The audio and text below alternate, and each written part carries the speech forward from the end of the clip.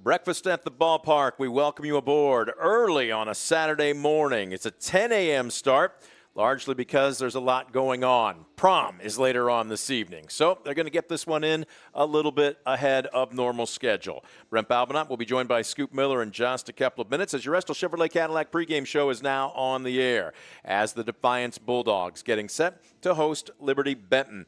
The Bulldogs entering today's contest at 15-4 overall. They are 8-3 at home. This is a non-conference matchup as the Eagles on a winning streak of their own. They enter today's contest at 19-3 overall. They are a perfect 7-0 in the Blanchard Valley. We're going to get a look at our starting lineups in just a couple of minutes. First pitch just around the corner, but before we do so, we're working a new part of our programming, so to speak. The player profile has been around since basketball season, but since the weather's finally been nice and baseball is an outdoor sport, we're calling it From the Backstop to the Warning Track. Had a chance to talk and walk with senior left fielder Garrett Rodenberger. Great interview. Don't you go anywhere. We're going to learn a little bit more about not just the athlete, but the young man that has represented not just Defiance baseball, but the high school with great distinction for the last 4 years. It's on the other end of this. Don't you go anywhere. You're watching the Estel Chevrolet Cadillac pregame show on DCTV Sports. Welcome back. The Estel Chevrolet Cadillac pregame show is underway as we are getting set for first pitch. It's breakfast at the ballpark this morning as Defiance welcomes Liberty Center. We are getting set for the last week of the season. As a matter of fact, first round of sectionals is going to be just a few days away. We are doing a new feature. Our player profile is actually from the backstop to the warning track. And our very first Defiance baseball player raised his hand. As a matter of fact, I think he beat all of his other teammates in an arm wrestling contest saying, "I want to go first." Garrett Rodenberger. Yeah, look at him. Just a little swag to him. That's right. I did it. You ready to do this, sir? Yep, I'm ready. All right, fantastic. Thanks for joining us. Let's walk and talk. All right, so let's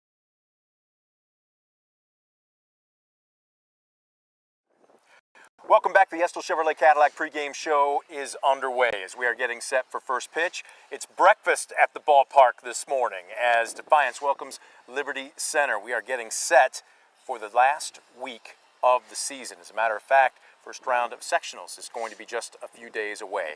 We are doing a new feature. Our player profile is actually from the backstop to the warning track. And our very first Defiance baseball player raised his hand. As a matter of fact, I think he beat all of his other teammates in an arm wrestling contest saying, "I want to go first." Garrett Rodenberger. Yeah, look at him. Just a little swag to him. That's right. I did it. You ready to do this, sir? Yep, I'm ready. All right, fantastic. Thanks for joining us. Let's walk and talk. All right, so let's start with the obvious. This has been a long, weather-delayed season. As a matter of fact, playing north of the Mason-Dixon line, you have to be adjusted to this. But let's talk a little bit about what it was like, rewind, 4 years ago as a young freshman. Do you remember what it was like in the first time you set foot on this field? Yeah, on this field, I just thought it was crazy because of the facility and everything. We were, in 8th grade, we'd just go out to deal and hit in the cages and on the field, but here it was a lot nicer and you got more swings, and so I think I felt good going in my freshman year.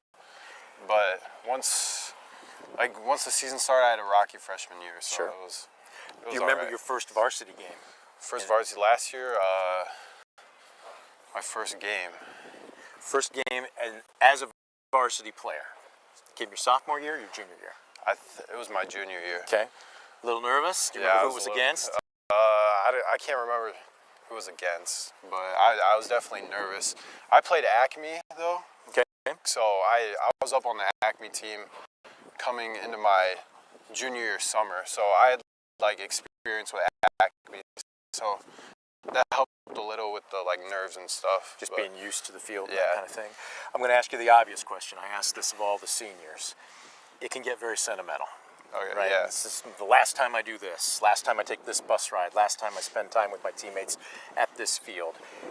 That can sometimes become overwhelming or take center stage. Yeah. Have you been able to kind of keep that at arm's length and just focus on the task at hand right now? Yeah, definitely. I think I'm just hoping it goes on for as long as it can with tournament and stuff, but I don't think it's really hit me yet. So I'm still doing pretty good with it, yeah. Let's talk a little bit about last year and you were working on trying to improve your skill set. Definitely keeping my mind right for hitting. I usually like right now, our team's kind of in a slump. So definitely keeping the mind right. Working on reading balls in the outfield. I had trouble with that a little last year, but it's gotten better. Yeah. You've made a couple of fantastic plays this year. Diving catch against Bowling Green and diving catch on the very first play of the game earlier this week. You're a multi-sport athlete, but it seems like you bring kind of that physicality from football and basketball to the baseball diamond. Does that help with your play? Yeah, I think it definitely does. Like some guys, they're scared to bunt. I just go out there and get it. But yeah. Does the casual fan maybe not understand or maybe not appreciate how physical baseball actually is? Yeah, you get pitches. It's like it doesn't happen as much as it would in like football or you get bumped in basketball, but there's definitely like you can get injured out here and stuff. You do the hitting in football. Yeah. This guy was a hard-hitting safety. You could hear pads crack all the way up in the press box. And speaking of which, as a multi-sport athlete, you're going to continue your college career on the gridiron, correct? Yeah, at Washington University, yeah. Walk us through your recruiting process and why you eventually chose them. I had Ohio Dominican, Siena Heights. I'd like a bunch of like D3 schools, but those were mostly the main. So it felt the culture like felt like Defiance. You know, they're kind of down. They didn't have many wins last year. So in the like players around, they were thinking they were gonna bring it this year. So that's what I felt good about. Let's talk a little about the benefits of being a multi-sport athlete. Number one, my guess is you wouldn't know what to do if you had a spare minute. Yeah. But is there a certain element of maybe cross-training or the benefit of being able to transition from one sport to another? Or is it just one sport is its own separate entity and they each require their own skill set? Yeah, I feel like playing more definitely like helps with like I feel like I haven't really got injured much, but knock on wood. But I feel like I'm always like in shape and ready for the next one, getting out of the other one. But like with baseball,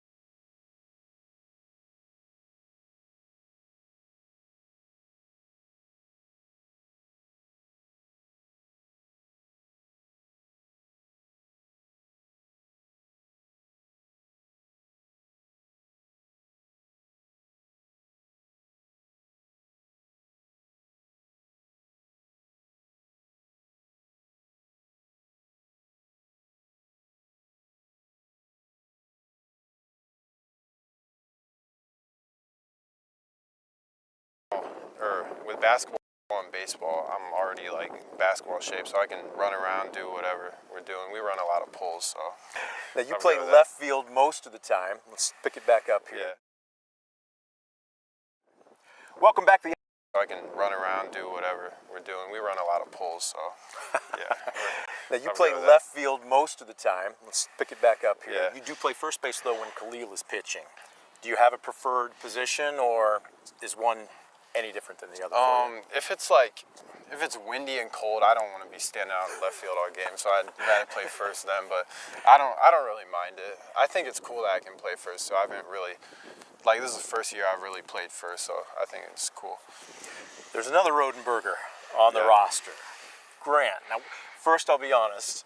What's it like having a sibling on the same roster with you? Well, I've had it all my life, and it's cool. So that I've always had somebody I know, but. You know, all these guys are like family, so it's whatever. How competitive are you? Bust each other's chops a little bit, or are you pretty supportive of each other? I think we're pretty supportive. Well, I'll get on him sometimes, but the guys definitely get on me about it. It'll be like, who's a better twin or whatever, and all that stuff. But yeah. Well, what's the answer? I think I am, but there we go. We'll see. Grant, you might get a chance to rebut as long as the team keeps winning here. Let's talk a little bit about student athlete. You obviously have to crack a book to stay eligible, stay in the uniform. Yeah, I've been pretty good about that, yeah. He says that as, oh, shucks, Yeah. maybe I just decided to get serious my senior year. What is the GPA? Do you mind sharing it? Right now, I think it's like a 3.8, 3.7 maybe. It's very good. Yeah. He was making me think, wait a minute, how low is he going to go? Are we going to have to edit this? We don't have to edit that. That's student athlete. Yeah. Do you have a favorite class or favorite subject? I don't know about subject. That's a hard one. Maybe like science. Okay. I was kind of into math, but then I took stats and pre-calculus, and I was no longer a math guy. Yeah. It didn't take long. I can empathize with that. Yeah. Can also appreciate those that are good at it. Not that you have to decide right now, but any idea what your major will be when you do go to college? It's business right now, but I don't know what part of business yet. I'm still looking at that. So if we came back in 5, 10 years and did another interview, what would your dream job be? Probably something with football, but So you want to stay in coaching, or at least stay in sports, then it sounds like? Definitely, yeah. Okay. We're not going to graduate you too soon. I know you don't have to decide right now. Let's talk a little bit about goals. You talked about wanting to continue to progress. Does the team, does the coaching staff openly talk about what your goals are this year? Yeah, we wanted to win the WBL, so we shared it, so we got that one. Obviously, we want to try to make it as far as we can in tournament. So there's one. Our goal is always 60 wins. I don't know where we're at on that. I don't know if we'll get that one this year, but that's always one of our goals. Yeah. We're going to stray from athletics. We've talked a little bit about academics, a little bit about baseball. He's a multi-sport athlete.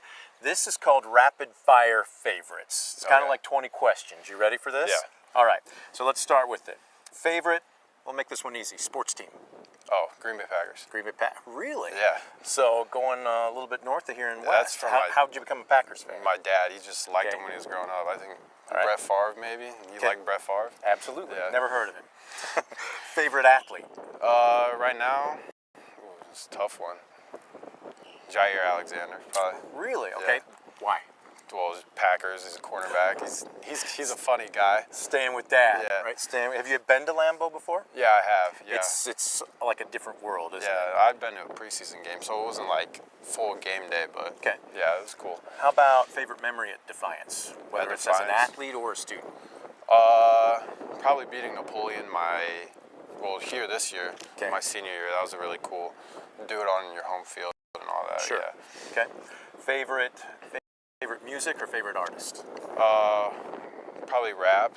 My favorite artist, 21 Savage. Okay. Yeah. All right. Favorite food?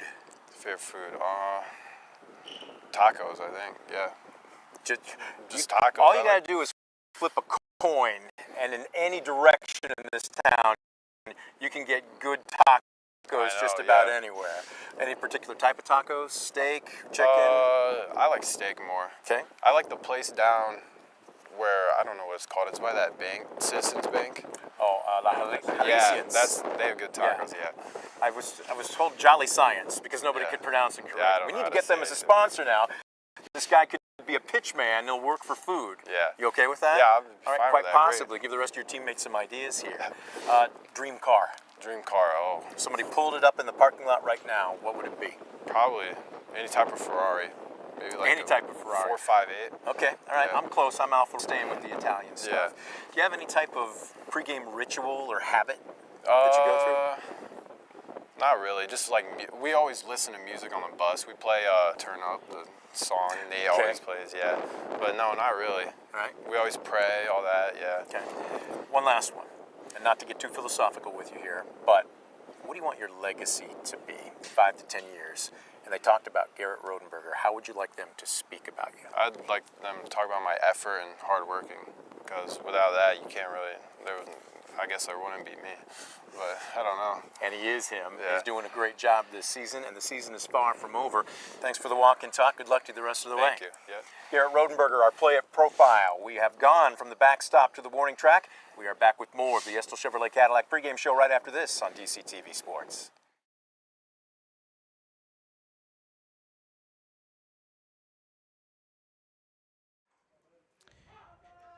We welcome you back to Defiance High School. The first pitch has been thrown officially at 10:01 as it is Defiance and Liberty-Benton.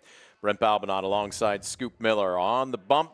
Breslin Zippel, the 6'2 junior, right-hander. He has got a cannon for an arm. He's normally the starting shortstop. On the bump, I don't want to call him a finesse pitcher, but he's got command of multiple pitches. And what we've been told by the coaching staff is he'll mix in that change, and that bender is his out pitch as he is dealing to the leadoff man, Ashton Crawford. 2 balls and 2 strikes. Crawford sends a humpback liner and a diving attempt by Noah Gomez at second. It's just past his outstretched glove. That is a lazy single to right field, and the leadoff man aboard for the Eagles to open up the ball game. Well, that's a great at-bat for the senior. Crawford that time saw several pitches, worked himself deep in the count, didn't do anything fancy, but Liberty-Benton starts with that leadoff single. So that'll bring up Connor Hiss. Hiss hitting .419 on the season. As we go up and down the Eagle lineup, you're going to see some very robust batting averages. We'll get you Breslin Zippel's line in just a second here as he goes over to first. Brez on the season as he stares down, adjusting his, not sure if that was his arm brace or not. Go ahead and break him down, Scoop. Well, for Ziffel, he comes in with a 5.2 1-loss record, a 1.66 ERA. This is his 8th start. He's gone 46 in the 3rd innings.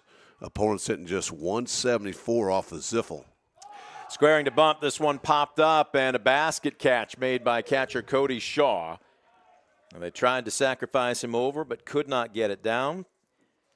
So fouling out to the catcher for the first out. Let's set the defense for you for Defiance, as we mentioned. All upperclassmen battery with Cody Shaw behind the plate. From left to right on the infield, it goes junior, senior, junior, junior. Logan Hutchison at third, torn long at short. Noah Gomez at second, and Khalil Ligon at first. From left to right in the green, senior, junior, junior. Garrett Rodenberger in left, Cohen Stockman in center, and Abel Rubio getting the starting nod at first. Garrett Rodenberger, if you had a chance to tune in our Estel Chevrolet Cadillac pregame show, is our player profile in our walk from the backstop to the warning track.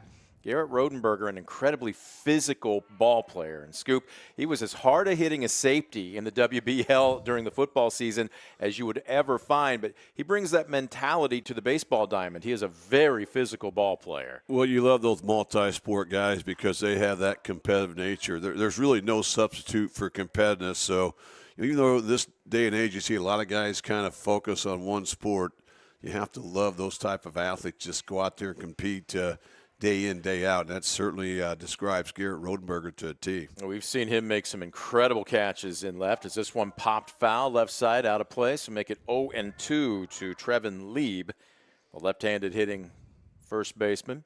Matter of fact, we saw one right in front of us when we were calling a game down the right field line against BG. Laid out, made a tremendous catch. And then on the very first play of the game against Wapakoneta, again, another incredible diving catch, and it saved what probably would have been an inside-the-park home run. It did. That was the very first pitch of that Wapakoneta game, a game that ended up being a 1-0 game. So certainly tremendous all-out play by Rodenberger, something we've seen so many times. Lieb got out on his front foot, swung and a miss as Zippel changed up velocity on him.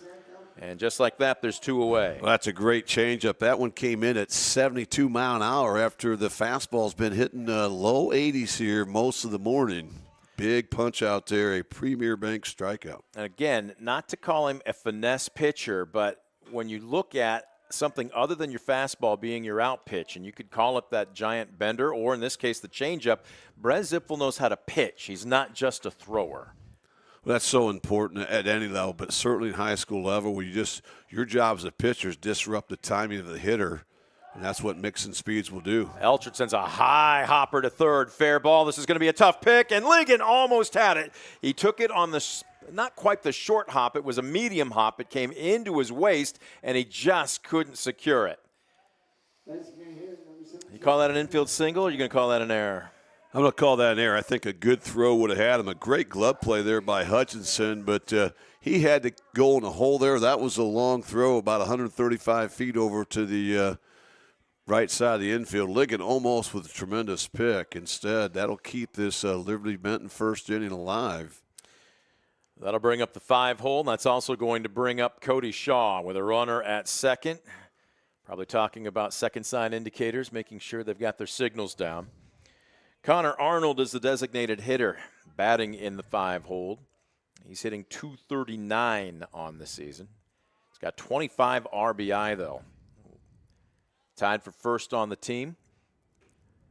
Oh, that's a nasty-looking bender for a called first strike. And once again, 71 mile an hour on the off-speed bender, just completely fooled Connor Arnold, the senior. Well, Coach Weaver has told us that quite often, and we're down the first base line here instead of being right behind home plate, but he said a lot of people will mistake Brez Zippel's changeup for a bender because it literally just falls off the table. Yeah, it does. I think really the only accurate way to tell is by the radar gun. Mm-hmm. The fact that it's going to be about maybe 3-4 mile an hour difference between his curveball and his changeup. But, you know, he has, when you look at those two pitches, you look at the fastball, there's a range of 15, 16, 17 mile an hour difference, which makes it awfully tough to really time up. Speeds up a hitter. 1-1. There's another snapper that misses low and away.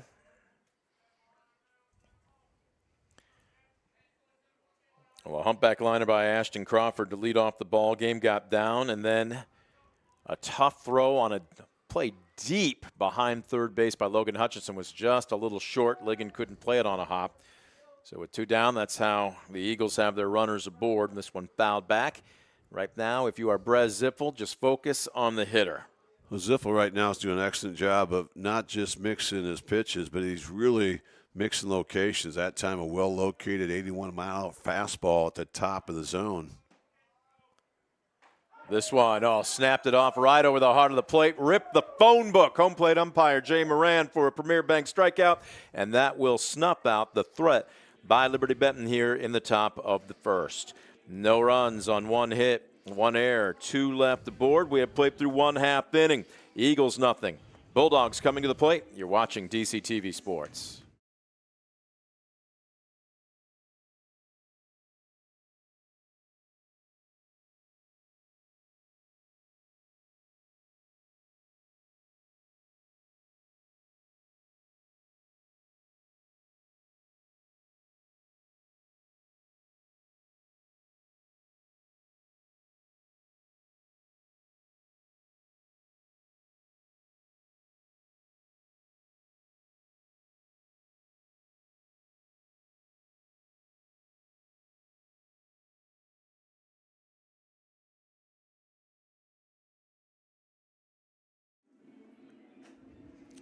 There you get a good look from our center field camera at Landon Stansberry, right-handed junior. He gets the starting nod here this morning against Defiance. He is 6-0.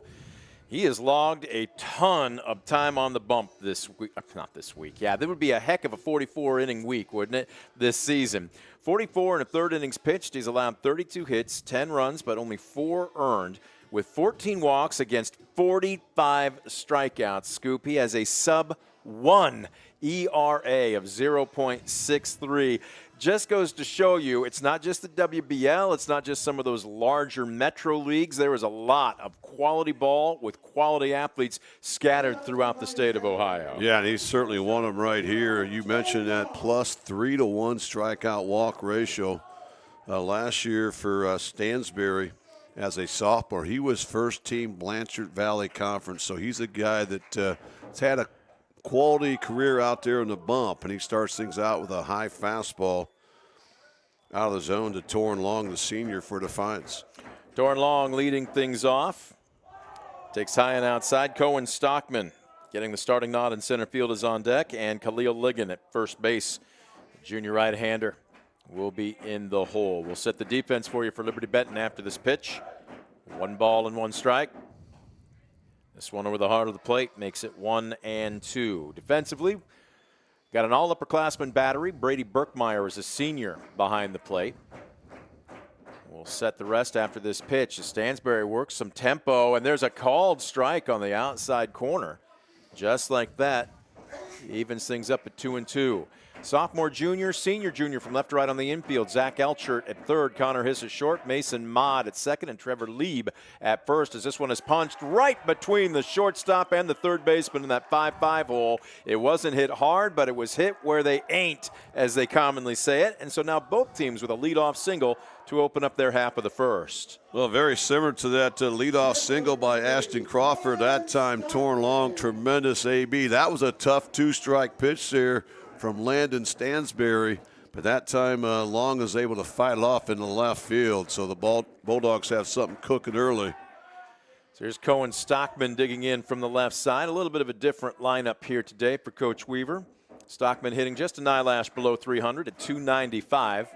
Different look as this one is in the dirt. It's off the mitt of Berkmeyer. Looked like Torn Long was going on the pitch, and he is in safely at second base.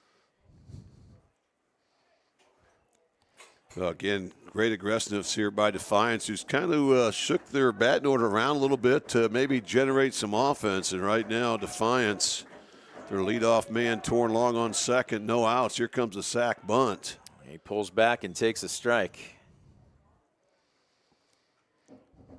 Was that just for show, or do you think with the stolen base they're now going to move I think you try to get him a third with no one out right now. If you get him a third, less than 2 outs, you got a couple opportunities to drive home a run. Stockman does square to bunt, and he pulls back and takes. I was about to go to situationals, but with this being a sacrifice situation now, it kind of takes those off the plate. We'll see if Stockman can get one down. Yeah, I think he's still bunting here in this scenario, just trying to find a way to get Long to third. Pulls back upstairs. It's at the letters, strike two. Well, that's a good backdoor curveball. That time a 77-mile-an-hour curveball, but catches that outside corner. Now we'll see if the bunt is still on here. Stockman is right on top of the plate. You get a good look there from our center field camera. Really crowding as this one a high fly ball into shallow center field. Elchert on. Whoa, a little bit of minor contact with left fielder Ashton Crawford, but no harm done. They're both talking to each other. So often, Scoop, you hear coaches scream it, communicate, yell, and you'll hear kids say, "We were," but sometimes they don't hear things. They're thinking, I'm yelling, everybody else is hearing me, and they're still talking to each other right now in left field. There was some miscommunication. That looked like that was going to be a serious collision, and fortunately, Seth Elkert's able to make a nice running catch and prevent Long from tagging and going to third. So there's Ligon digging in and screws himself into the ground on the first pitch, strike one. Well, that's a nasty changeup. That one came in at 66 miles an hour after the previous pitch touched 79. Ligon entering this morning's contest, hitting an even 300. That's beauty. Man, I tell you what, in the early going here, Stansberry is working both halves of the plate effectively. He's impressive. You know, he's a guy who won't overpower you. He's probably not going to touch 80 more than once or twice today, but what he does so well, he works the ball around in all four quadrants. There's that nasty slurve, and he's got Ligon just talking to the sky as he swings and misses for strike three. Well, that's a Premier Bank strikeout there for Stansberry, and it comes at a good time as Torn Long once again still standing on second base. And now Christian Conley trying to drive home the game's first run with 2 outs. Conley brings a .285 batting average to this morning's contest. He's got 5 RBI on the season. Number 6 would give Defiance the lead, but instead, first pitch swing sends a one-hopper back to the mound. Stansberry fields his position, and just like that, Defiance is done here in the bottom of the first. No runs on a hit, no errors, and 1 left aboard. 1 in the books, no score. Back after this on DCTV Sports.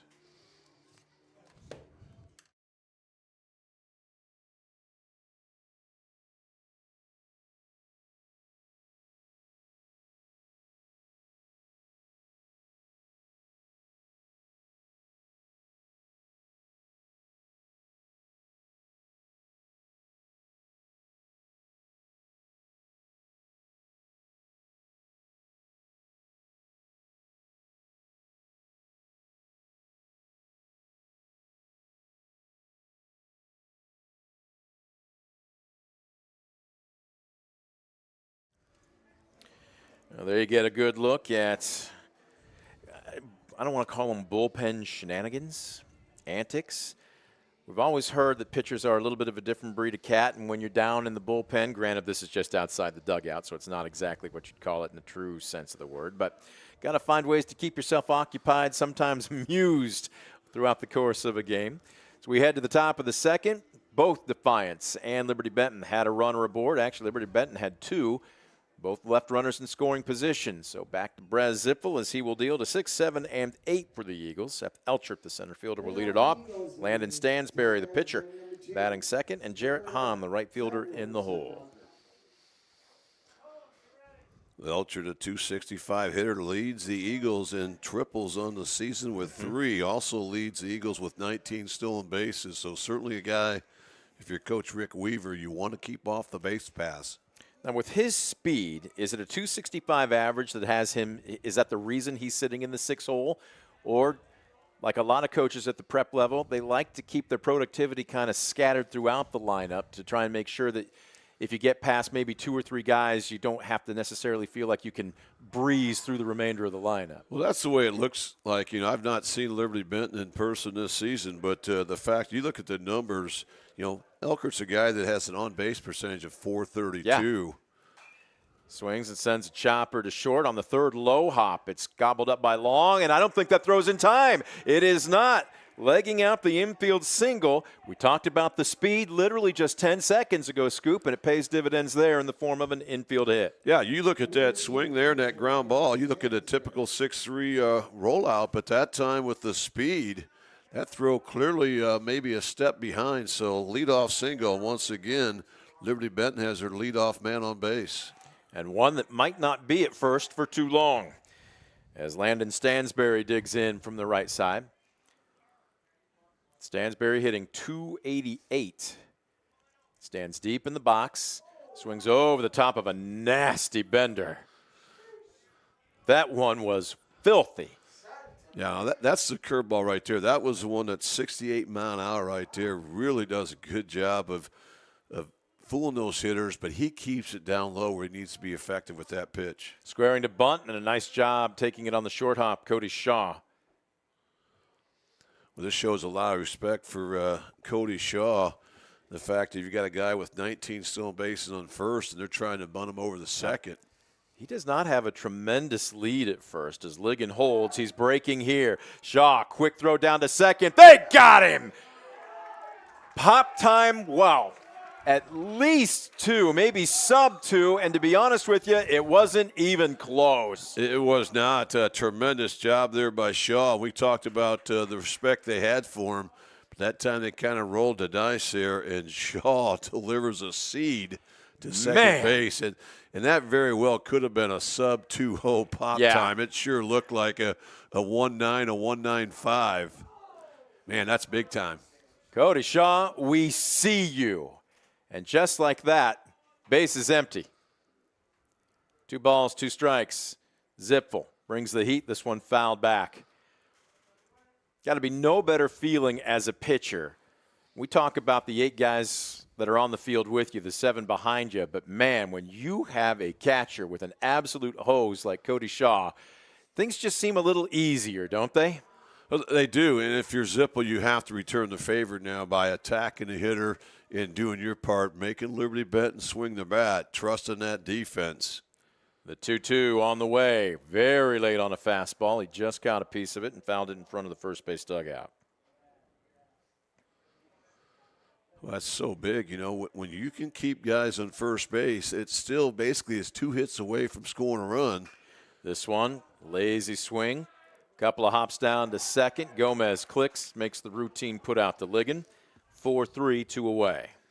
You know, in that play by Shaw, what that does, it kind of sets the tone for the rest of the game. Now you certainly are going to think twice before you send a runner, and now you're going to force to maybe play a little small ball and take away some opportunities to drive home a run. Well, Scoop, kind of piggybacking on that point, it wasn't like he threw out the second or third leading base stealer for Liberty-Benton. He threw out their best kid with 19 swipes on the season. And again, we had a great angle on it. It was easily 2 feet before the runner even arrived. As the 0-1 fouled away to Jarrett Hahn, the 8-hole down deep in the count now. No balls and 2 strikes. As good as that throw was by Cody Shaw, you have to give Breslin Zippel a lot of credit as well, because you can have a solid catcher, but if you don't hold the runner tight, it's kind of a moot point. But Zippel does an excellent job of keeping guys honest at first, does not allow that big running start, and gives Shaw a chance. If you do that, we saw the results right there. Big time throw, easy out. 0-2. This one pulled, and is it fair? Nope, just foul. Down the first baseline. That ball was shot out of a cannon. Our umpiring crew this afternoon, Jay Moran is behind the plate calling balls and strikes. Obviously, Jeff Bauman is the man in the field. Count remains no balls and 2 strikes. Brez Ziffel trying to make it a 1-2-3 inning. Boy, he challenged him with a letter-high fastball. Hahn was sitting on it, but fouls it straight back. Again, that's what Ziffel's done a nice job of this morning here, really mixing the eye level up. That's another high heater that touched 80 mile an hour, and just no chance to catch up with that baseball. 0-2. I don't want to say do you waste a pitch, but do you bring something off speed here? Instead, he goes downstairs in the zone, strikeout at the knees, and a Premier Bank K to end the top of the second.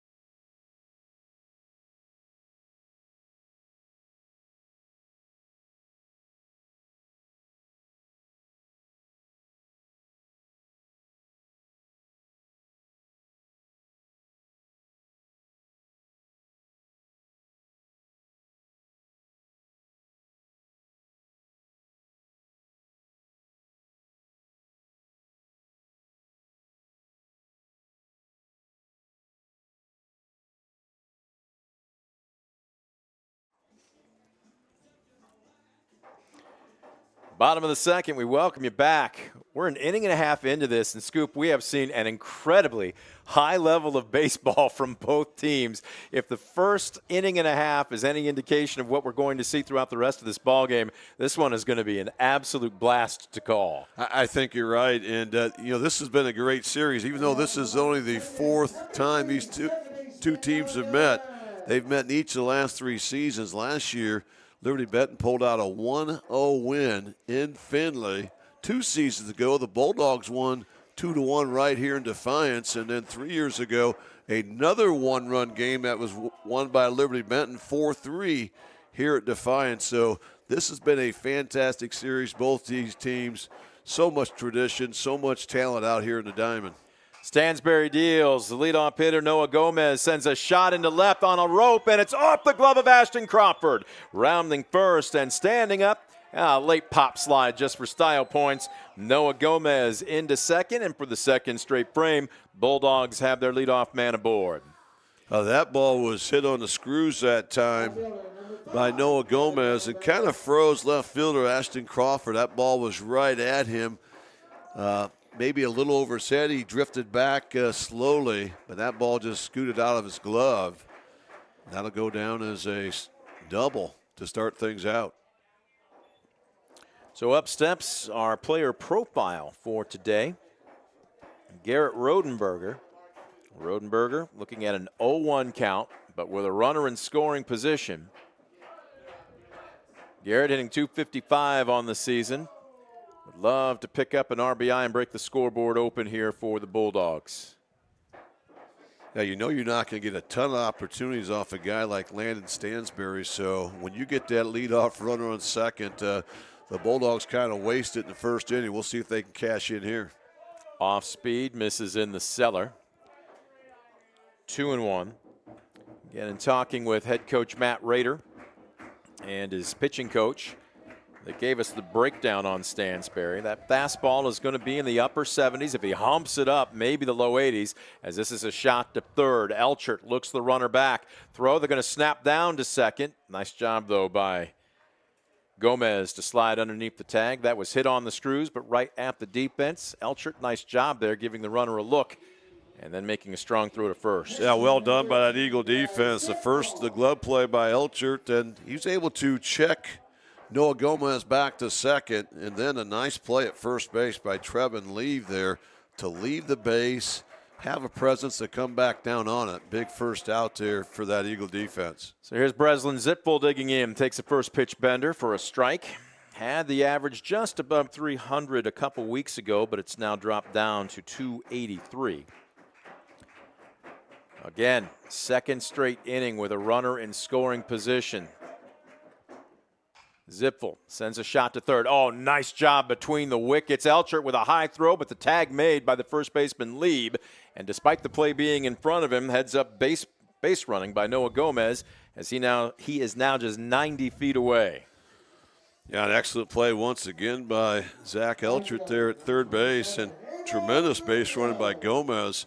Even though there's 2 outs, I think that's big getting to third base because now a pass ball, wild pitch could score a run.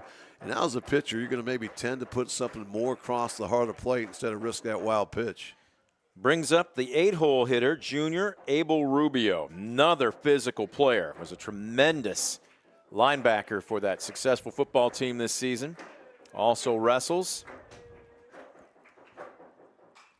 Reaches out. Flare into left center field. Will it get down? It will! It bounces, and that will bring home the game's first run. That is how you manufacture some offense. And how about Rubio getting inserted in the starting lineup and delivering? You know, those 2-out hits have been hard to come by for Defiance this season, but that one is impressive, and that drives home the game's first run. Defiance takes an early lead.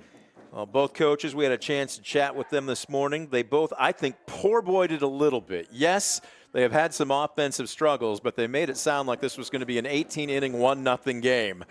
And there's just too much talent on the field for this. I joked we'll look for a 16-14 slugfest. But right now, Defiance leads it. But you know, both these teams have plenty of talent. Both these teams very well coached. As the runner breaks, Rubio head first in, the throw down to second, and they got him. Brady Berkmeyer on the bag, caught stealing, and that will snuff out the threat here for Defiance in the bottom of the second. Not before the Bulldogs come up with the game's first run. It comes on 2 hits, no errors, and nobody left the board. 2 are in the books. Bulldogs 1, Eagles nothing. Back after this on DCTV Sports.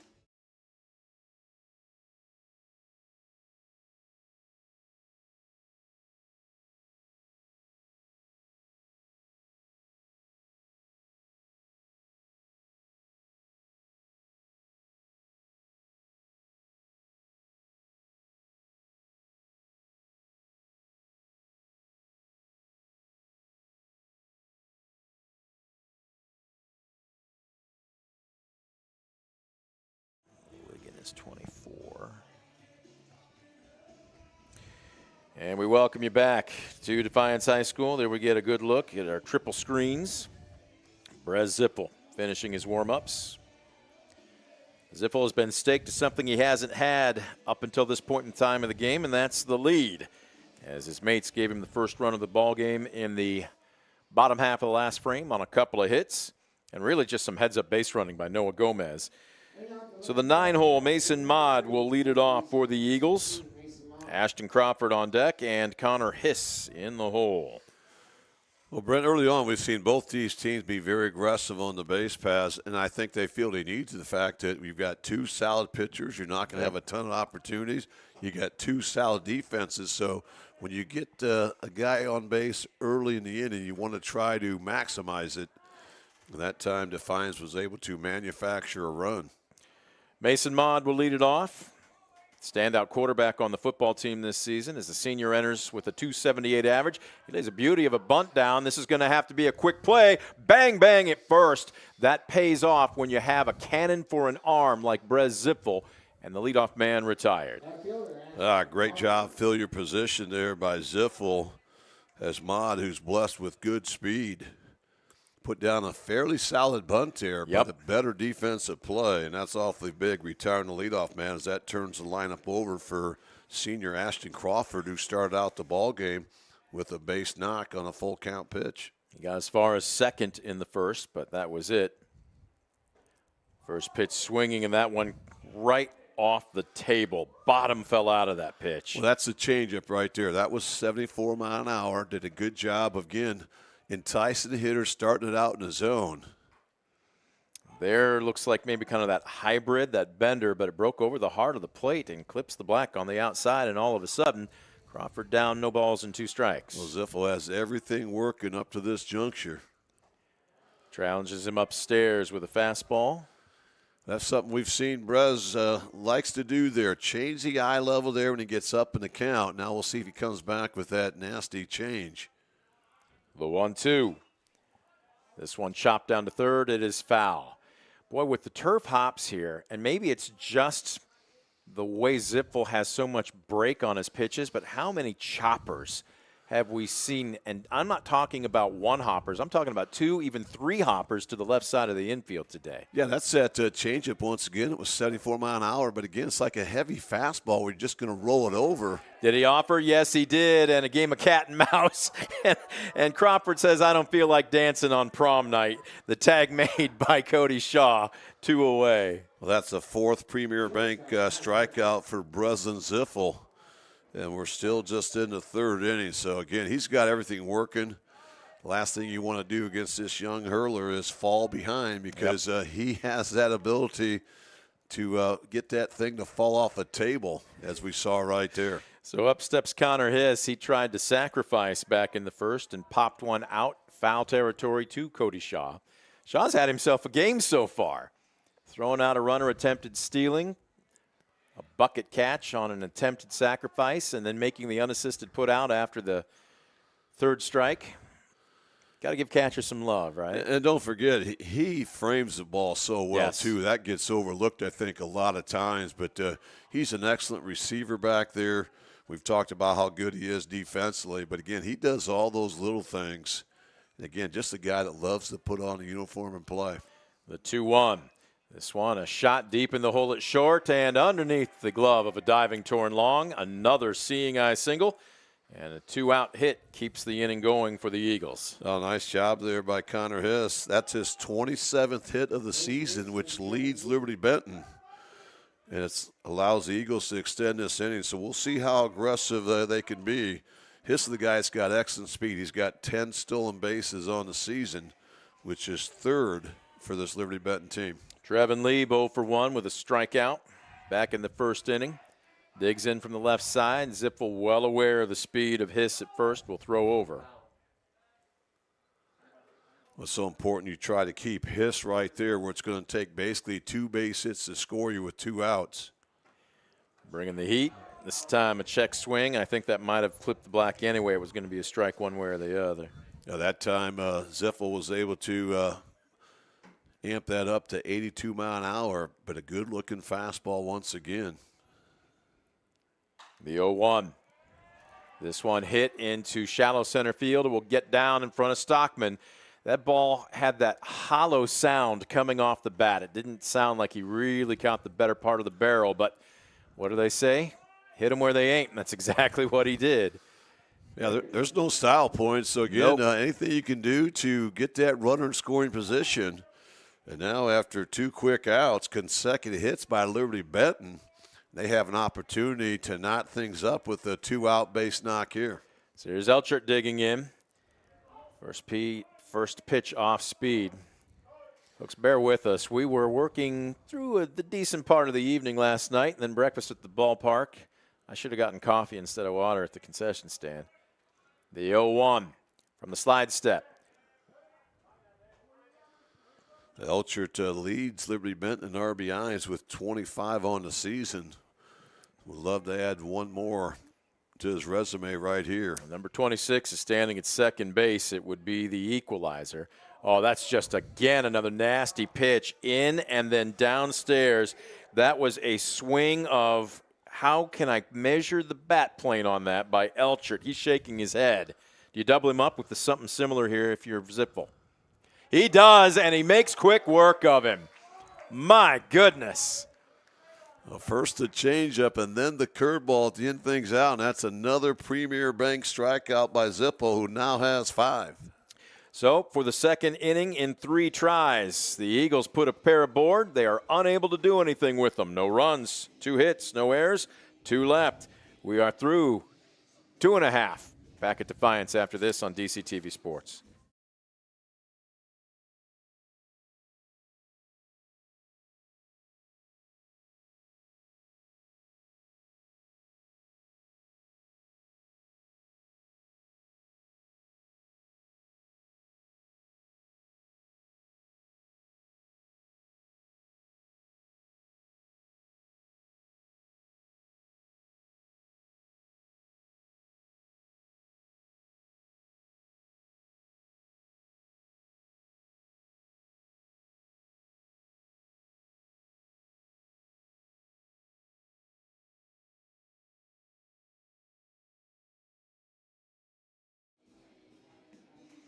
There you get a good look at the Defiance dugout.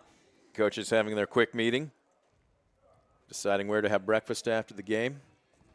Some ham and eggs wouldn't be too bad right now, would they? I go with the eggs.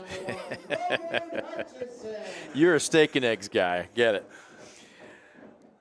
Bottom of the third, Logan Hutchison was standing in the batter's box. Abel Rubio was thrown out trying to steal second to end the last frame, so he will leave this one off as he takes high and tight from Landon Stansberry. Ball 1.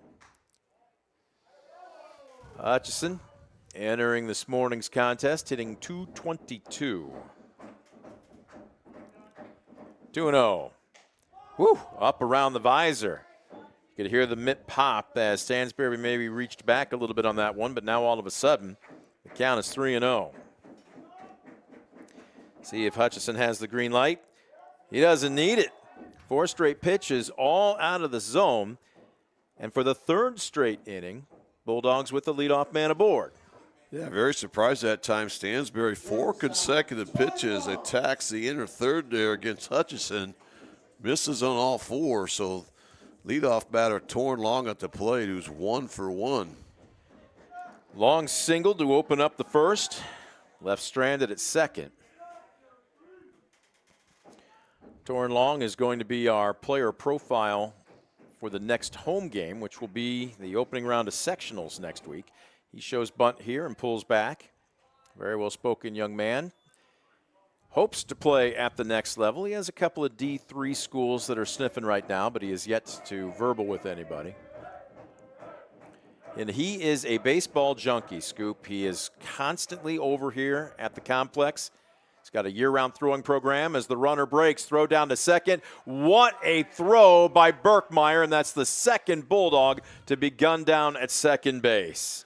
Wow, just incredible. You rarely see anyone thrown out at the high school level trying to swipe second base, and now we've seen both catchers do it. In fact, we've had 3 would-be base stealers caught stealing here this morning.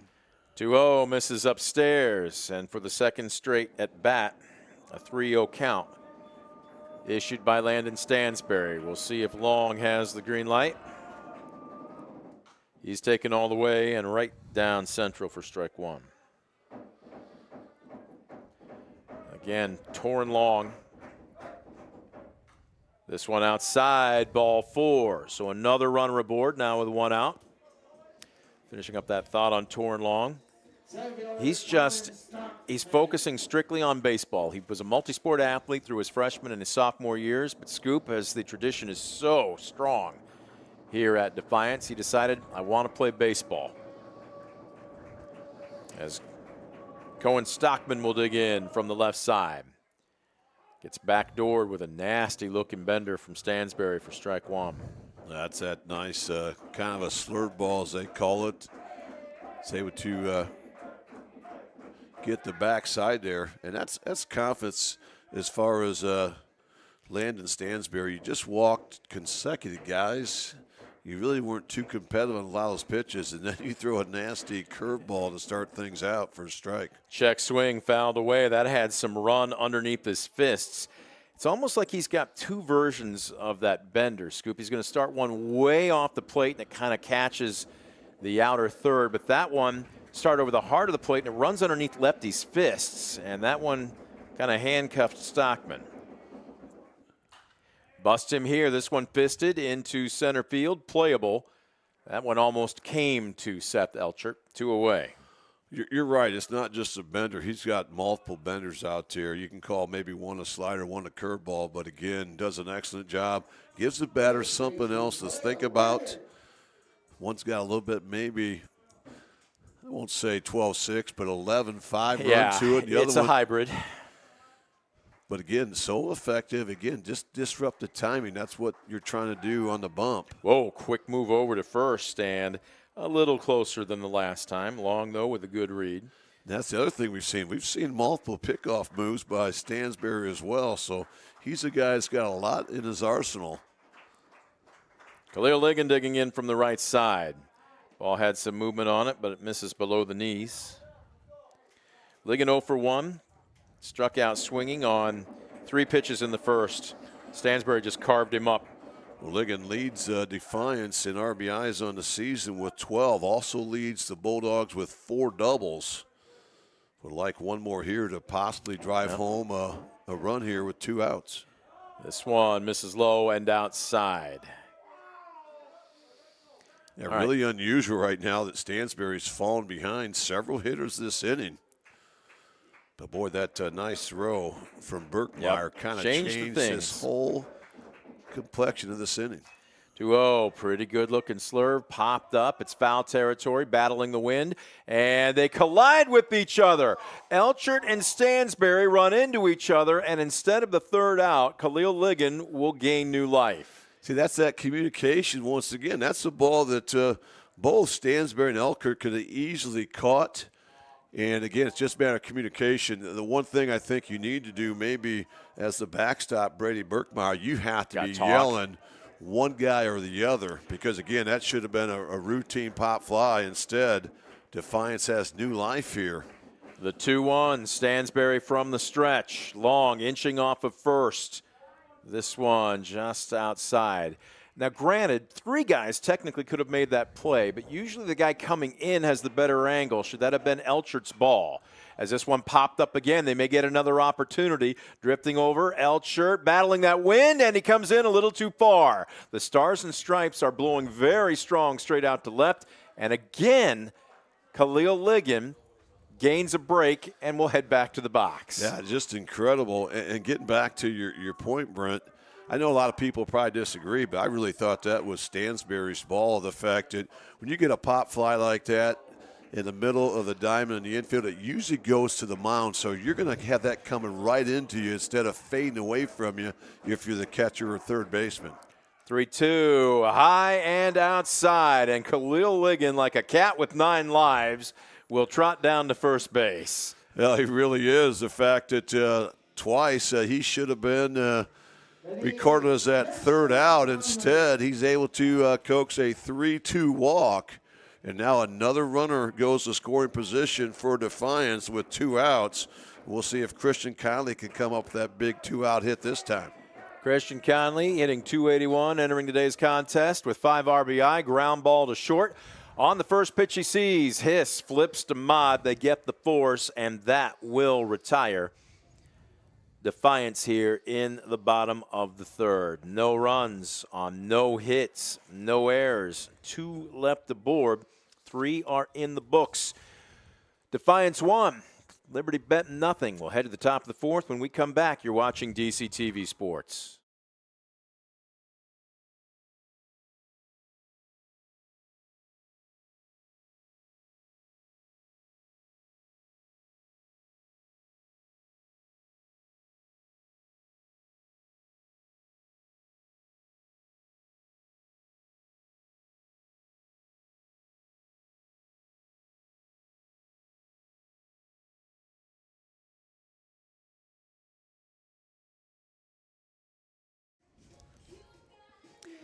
Cue up a little Megan Trainor as we welcome you back to Defiance, top of the 4th.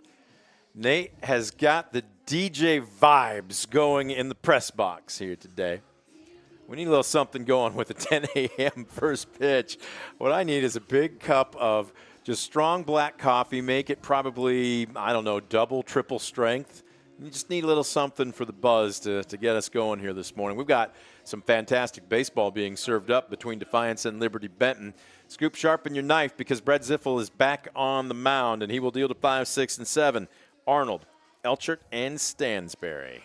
Well, Brett Ziffel's been dealing to everyone so far here through the first 3 innings. He's got every pitch working. His command has just been excellent.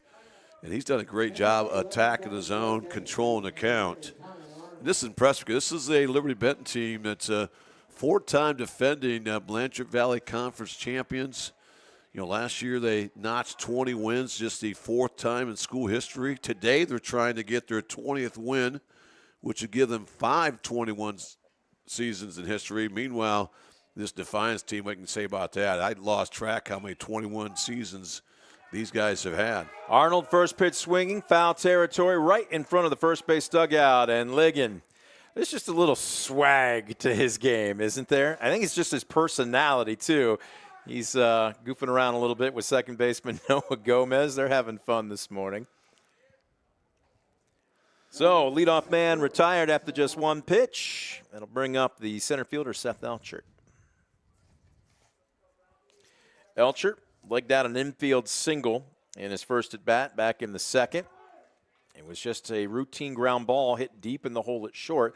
Long stayed back and actually took it on a 3rd, very short hop, but it was enough for Elchert to get to first safely. Now, he was thrown out shortly afterwards. Or no, was he? Check that. Yeah, yes, he was. Shaw nailed him, and he was out by probably a good couple feet. I see Long cheating in a couple steps this time around. Swung on, fouled away. 1 ball and 2 strikes. Again, the scouts got to be out, right? You got to know your individual hitters. And sometimes it's easy to stay back on this turf because you know you're going to get a true hop. But you can also be dictated by who's in the box. And right now, speed in the box, not any longer, as another nasty bender for a called 3rd strike. Elchert is the 2nd out. Another Premier Bank strikeout for Brett Ziffel. Well, that's number 6 for Brett Ziffel. He has not surrendered a base on balls this afternoon. So, fantastic start.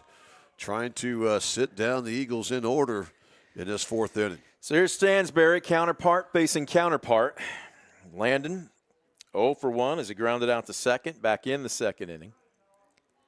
Ziffel, long look in as you get a good look from our grandstand camera. That one broke over the heart of the plate. If Shaw had been able to frame that up, field that cleanly, what do you think? Did that clip the black? Is Jay Moran raising his right arm there? Well, I think that was just under, but certainly close, and that's why Shaw missed it. He was trying to catch it right on the edge of the glove to make that pitch look a little higher than it was. So I love the showmanship there by Shaw. But, yeah, if he catches that baseball, certainly gives Jay Moran a decision to make. Get a good look from our center field camera here as Ziffel brings it. This one an inside-out swing. Wow! Flashy leather, and that's why they coach pitchers to finish square to the plate.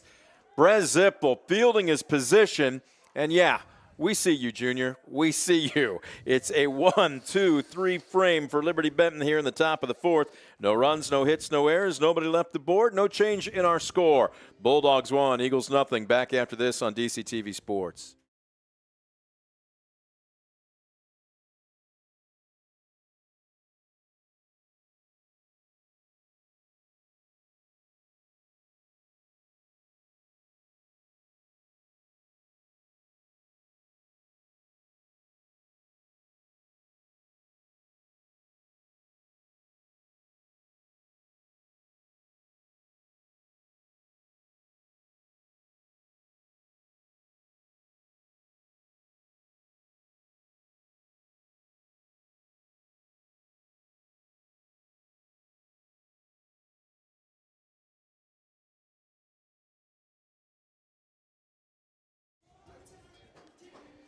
All right, we're getting down with a little 70s action here, courtesy of Nate up in the press box. See what he's got coming up the next changeover.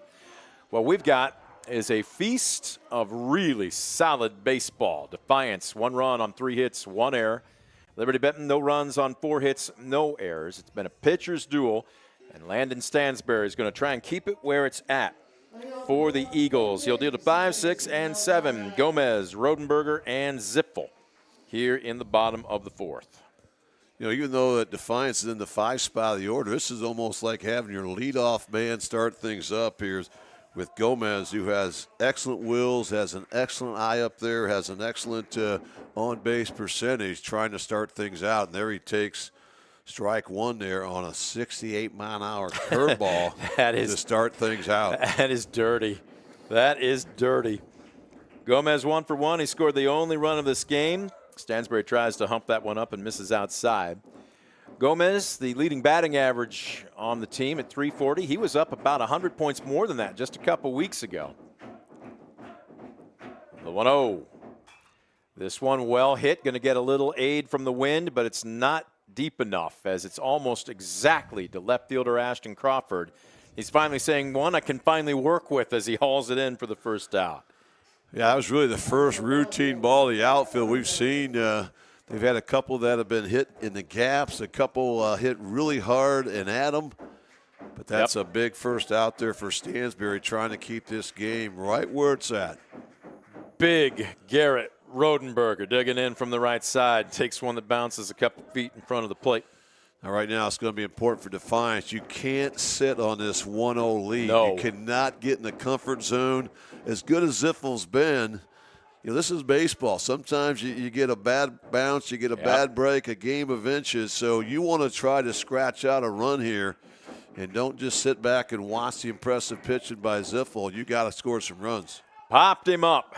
Right side, battling the wind. Mod comes in, loses his cap, but takes care of the baseball. There's 2 away. It's just amazing how Landon Stansbury just pitches a game. I love these guys that just mix things up, 3-pitch mix guy, maybe a 4-pitch mix guy, I guess you could say. But, again, just a crafty righty out there, really keeping these Defiance bats out of sync. Zipfel digs in and takes a little inside. Crafty is usually a term you hear for lefties, but from a righty standpoint here, again, operating in the upper 70s, maybe low 80s if he really humps it up. But as long as you hit your spots and you've got a second or even a third pitch you can go to, Scoop, we're seeing a perfect example in the person of Landon Stansbury. This kid can pitch. He doesn't just throw. Yeah, and I say that with the highest compliments you can. I don't give that distinction to a lot of righties being crafty.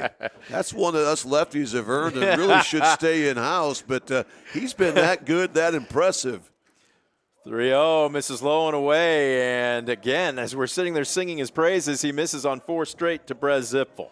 Well, Defiance has been so good today with 2 outs. They found a way to get 4 different guys on base after 2 outs. So right now, Zipfel trying to find a way to work his way around the diamond and score an important run here for Defiance. Abel Rubio digging in from the right side. He's 1 for 1 today. See if he can extend this inning.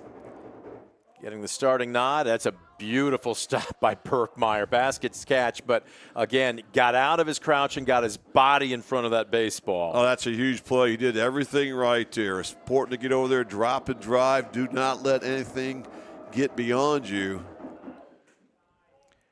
Well, there's that, looks like slurve coming down. That's really 11-7, Scoop. That is not, I don't know, so many guys call it a curve, but the true curve you think about being that 12-6 hammer, that's an effective pitch, but he just missed. Rubio stepping out. I believe they listed him during football at 5'6" and about 190 pounds. He is built. You can tell those thighs, tree-trunked legs. Just a 5'6" keg of dynamite is Abel Rubio. Yeah, that low center of gravity, he'd be a tough guy to bring down. That's why he's a good wrestler. The 2-0 leaned into it. Looks back with a little bit of surprise, but Jay Moran says strike 1. That's a great 2-0 pitch. It's something you're not going to be swinging at because it was just that good. Just kind of clipped the edge, had a little glove side run to it. But still in the hitter's count here, so be selective. Looks at 1. He tried to nibble on the outer corner, but that time Rubio lays off. And he's got the count to his favor, 3-1. Yeah, that time Stansbury tried to double him up, but just missed off the edge. He won this one laced through the 5-5 hole and into left field. And Abel Rubio having himself a morning. 2 for 2, and now a little something brewing with 2 outs. Runners at first and second for Defiance as that brings up the 9-hole Logan Hutchinson. It's just amazing how Defiance here with 2 outs all afternoon long has put a lot of pressure on Liberty-Benton. And here we're going to have a mound visit here by the Eagles. Understand the importance here as we're starting to get into the latter half of this ball game. Defiance threatening with 2 consecutive runners reaching base after 2 quick outs. Well, there'll be a meeting of the infield on the mound for Liberty-Benton, but there will also be a meeting in the third base box as both base runners and the hitter, even the first base coach, everybody going to get together as that wind really now picking up. I don't know if we can get a camera or, well, maybe a shot of the Stars and Stripes. It was strong to begin the ball game, but the colors now blowing almost straight out to left center, and that's a good camera shot. Gives you an indication of just how strong the wind is here this morning. And I really like this mound visit here by Liberty-Benton. The fact, just to remind you guys the situation. You know, we've got 2 outs. We've got the 9-hitter up. He only had 9 ABs, I think, coming into today. So we lost him the first time, issued a 4-pitch walk. Yep. Let's attack the zone here. Trust our defense. Now look at Elchert. He's in a couple of feet on the infield grass as this pitch squirts through the wickets of Birkmeyer, and it's going to allow station-to-station baseball. 90 feet for everybody. That pitch was low. Birkmeyer did get his mitt on it. You flip a coin there? Is that a wild pitch or a pass ball? I think that's a pass ball. You know, Birkmeyer's second team, Blanchard Valley Conference a year ago. That's a pitch he'll be the first to tell you he should have had. And now 6 consecutive balls to Logan Hutchinson. And Hutchinson right now, you're sitting just dead red looking for the fastball in your spot. This one misses above the visor, and Stansberry 1 pitch away from loading him up and turning the lineup over. And remember, Long has reached base both times, the guy that stands in the on-deck circle. Taking the obligatory 3-0 fastball. Hutchison, you have the green light now, or are you taking again? Well, you've got the green light. It's certainly up to Hutchison. You have to get one, though. It's in your nitro zone. Just not any strike. It's got to be yours. Busts him inside. That's ball 4. And the bases are loaded for Torin Long. And again, remember, all this started with after 2 quick outs. And now you're looking at 7, 8, 9 coming up.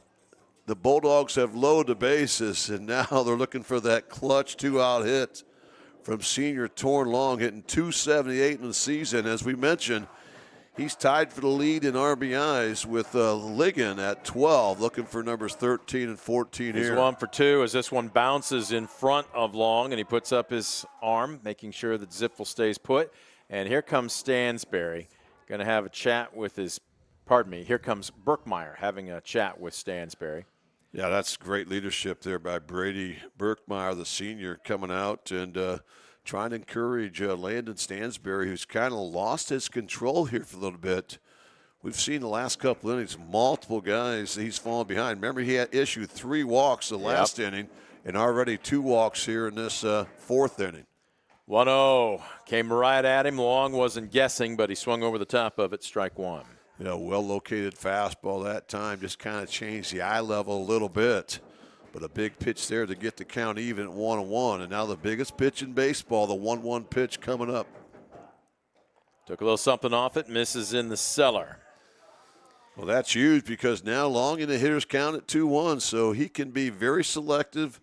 And he knows that Stansberry has no place to put him. So he should get a pretty decent pitch to hit right here. From the stretch, deals, fastball. This one well struck into left field, trying to gauge it as Crawford, and now he's got a beat on it. Boy, that wind has been giving him fits all morning long, but he comes up when he needs to, and Defiance leaves him loaded here in the 4th. No runs on 1 hit, no errors, and a Bulldog left at every base. We have played through 4. No change in our score. Defiance 1. Liberty-Benton nothing. Back after this on DCTV Sports.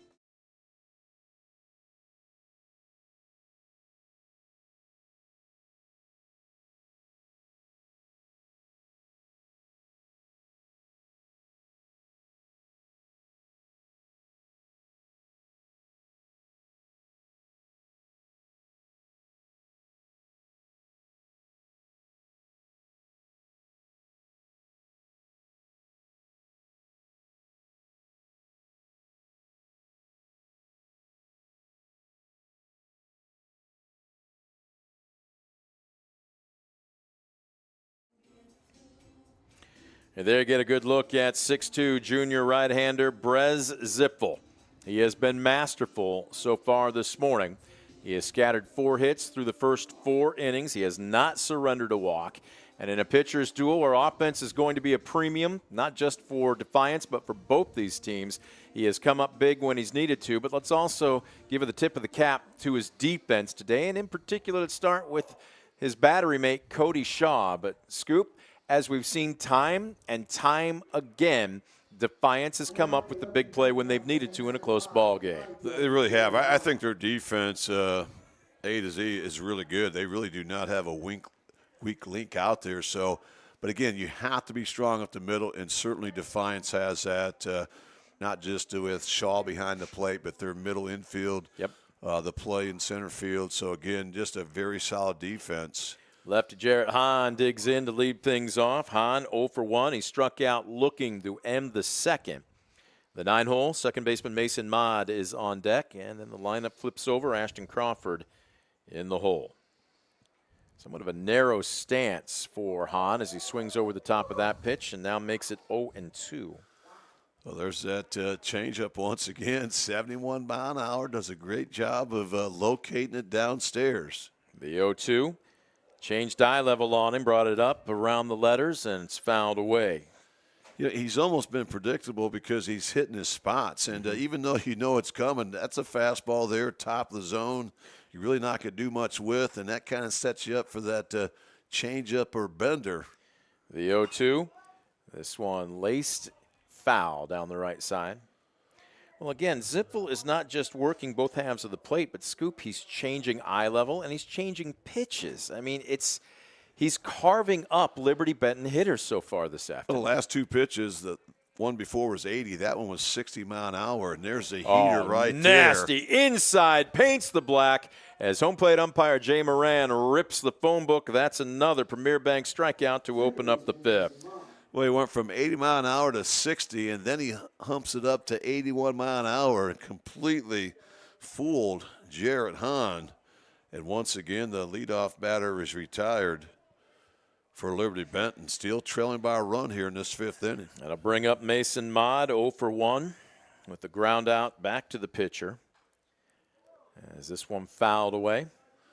And look at that late dip to it. We've seen so many guys just pound the ball into the turf here today. But again, Zipfel just has control in the count. First pitch strikes all night long. There's a nasty slurve over the heart of the plate, and that jelly-legged Mason Mott. He chuck swung, but trust me, his knees were buckling, and just like that, another strike.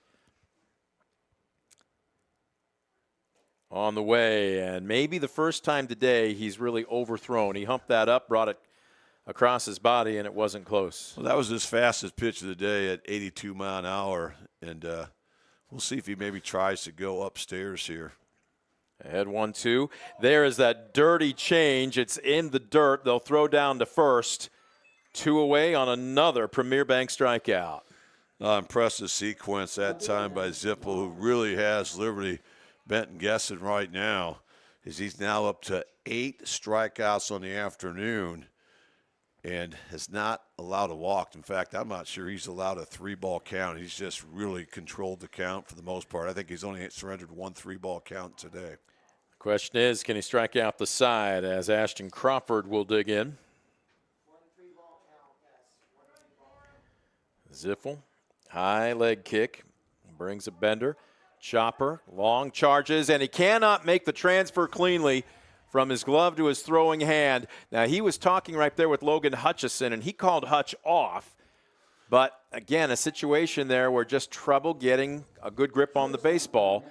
Well, you got to call that an infield single, don't you? Yeah, you do. And that's where you have to know the speed when you're the defense. That time, once that ball got by Hutchison at third base, no way Long is going to throw out the speedster Ashton Crawford. So an infield single with 2 outs keeps the line moving for the Eagles. Ironically, Liberty-Benton has out-hit Defiance, but with the exception of 1 inning where they really threatened that back in the 3rd, the Defiance defense has been more than up to the challenge. Snap throw down to first. They've got the runner dead to rights. Ligon's throw, though, is off the bag, and that is a gift as Crawford is in with the most unorthodox stolen base. Well, that time Shaw had him picked as he threw that snap throw to Ligon coming in from behind. But Crawford was fortunate because a lot of times once they throw behind, you just need to sprint to second slide. Yep. He kind of got in a rundown, did not realize Ligon was going to try to make a tag, a phantom tag. But when that throw by Ligon is wide left, Liberty-Benton now with the opportunity to drive home their first run and knot things up. That pitch is in there to even things up. 1 ball, 1 strike. Yeah, Ligon clearly thought that Crawford was going headfirst back into the bag because he turned to make the swipe. And all of a sudden he looked up, and I think a little surprised to see the runner going. Oh, wow, bottom fell out of that pitch. And Breslin Zippel says, I'll do this one on my own. Holy cow.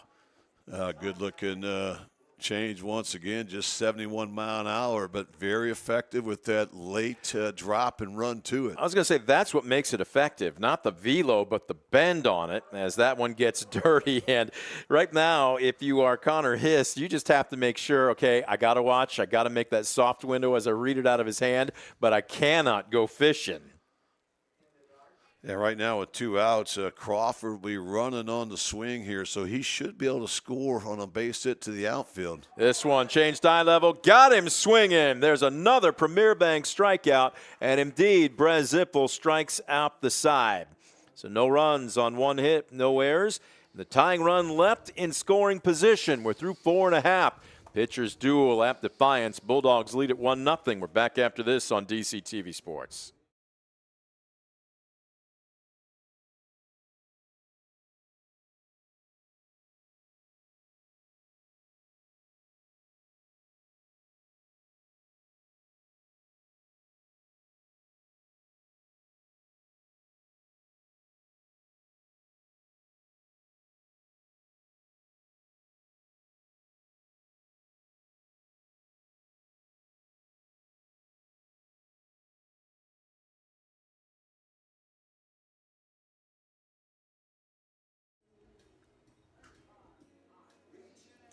We welcome you back to Defiance as Brent Balmanon alongside Scoop Miller on a Saturday morning, breakfast at the ballpark.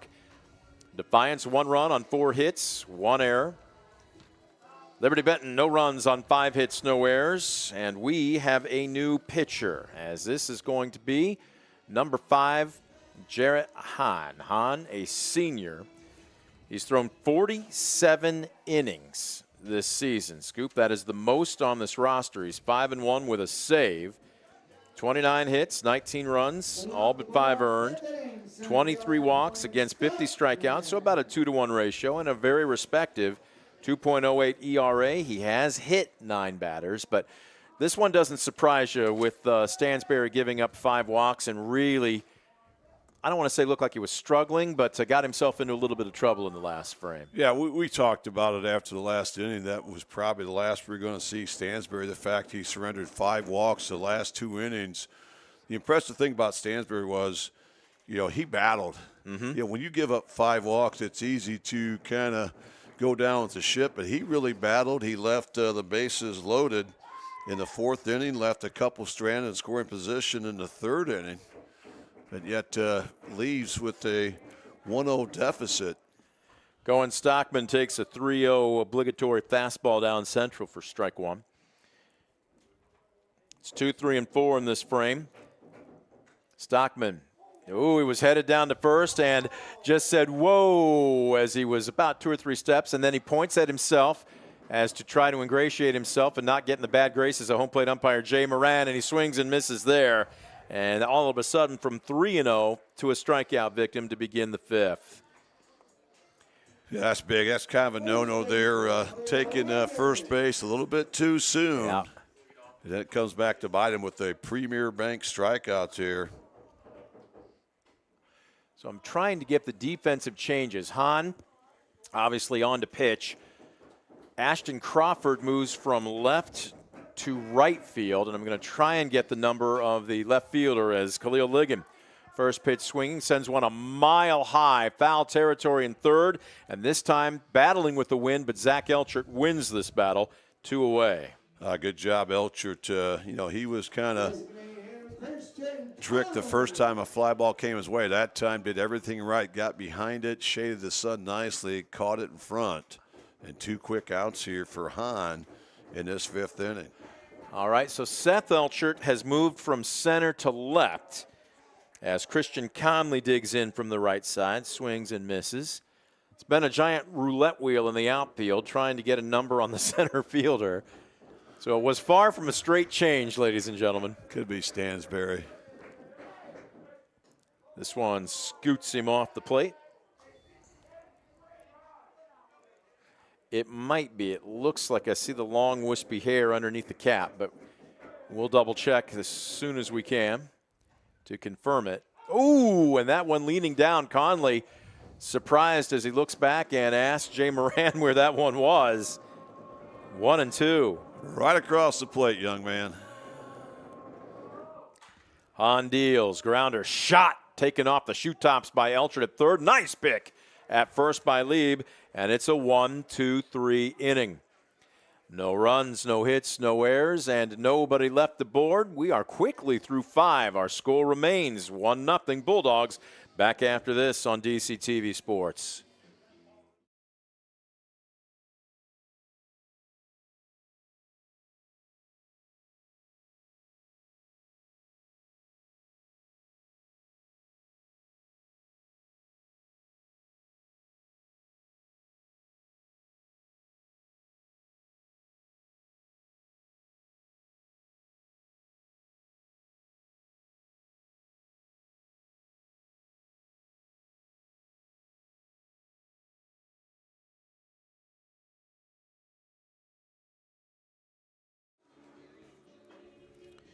There you get a good look at the visitors' dugout. They were up early this morning. Bus left at 8. There's a side story there. We probably have the coaching staff's green light to talk about it, but as Mark Twain used to say, we'll draw the curtain of charity on this. But let's just say sometimes communication isn't always the greatest, and sometimes team members or assistant coaches have to drive themselves to a venue. So everybody made it safe and sound. Tell you what, it was fun, though, sitting and chatting with those guys. Liberty-Benton's coaching staff has a little spice to them, don't they? They do. These guys are out here for the right reasons, but they also, love the game of baseball as well and understand the importance of kind of scheduling up here. Mm-hmm. This has been a great game, I think, for both these programs. Right before you get into the thick of the tournament, you're seeing great pitching. You've got to find a way to manufacture runs, as this 4-game series attests to. And right now, Defiance trying to protect a 1-0 lead here as Liberty-Benton down to their final 6 outs. Brez Ziffel has been masterful on the mound for Defiance. He has scattered 5 hits through the first 5 innings. They have not been able to get a runner past second base. It's happened on a couple of times, but when you don't surrender free passes, you make life so much easier on yourself. Yeah, Zippel, 9 strikeouts, has not issued a walk. Boy, there's a nasty fastball right there that completely fools Trevin Lieb, who was honorable mention all Blanchard Valley Conference a year ago. He's 1-4-2, I should say, today. Singled. Back in the third. That was the last true threat by the Eagles. They got runners to first and second with only 1 away as he sends this one. Wow. Into center field. That ball disappeared very quickly, and here we go again. The tying run aboard, but this time with nobody out. You got your cleanup hitter up. Normally you'd let this guy go ahead and swing away, but given the situation, do you expect him to square around here? No, he's swinging all the way. He leads Liberty-Benton, I think, in about every offensive category. Leads with 6 doubles, leads with 2 home runs, leads with 25 RBIs, also leads the team in sac flies, extra base hits, you name it. Well, he came into today hitting .385 with 25 RBI, and he was swinging for the downs there. Comes up empty. Well, that time looked like Ziffel went with a nice fastball, but low and end. Just a tough pitch. Really handcuffed Elchert that time. Changed eye level, almost got him to offer. Rode the ladder on him, but Elchert staying disciplined. Evens up the count. Yeah, that's a really good hold. And again, we've had a lot of success seeing Ziffel throw that fastball at the top of the ladder there. Wow, that had late break. It was up around the letters. I'm going to have to ask him what that pitch was because it didn't break like I thought a true two-seamer would, but it just had a little bit of downward break up in the zone, enough to get the call, and he carves him up there. A swing and a miss for another Premier Bank strikeout. What a pitch that time. A nice hammer there that completely fooled Zach Elchert. And now we're going to have a pinch runner for Trevin Lieb. Turn around, young man. Show us your number. Getting some instruction. Making sure he understands just how important his run is, as this is Reed Irwin, number 12. One away, up steps the DH, Connor Arnold.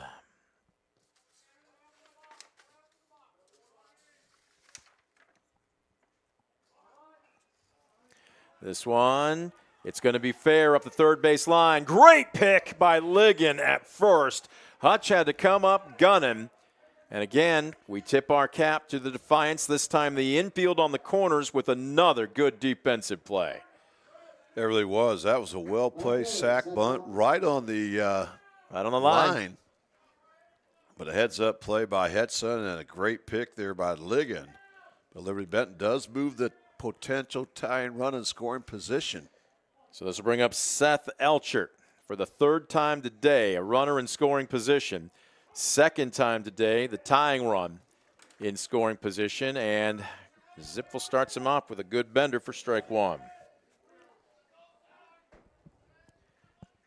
He's been in a few jams so far today. He's been able to work himself out of it. Can Ziffel do it one more time? Good sinking fastball. Nice stop by Shaw.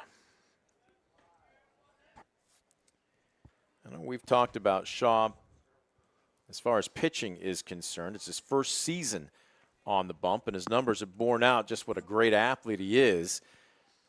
After this pitch, I want to get your take on it because I think he projects at the next level. The question is where. This one, a shot into center field, coming on from his knees. Stockman makes a sliding catch.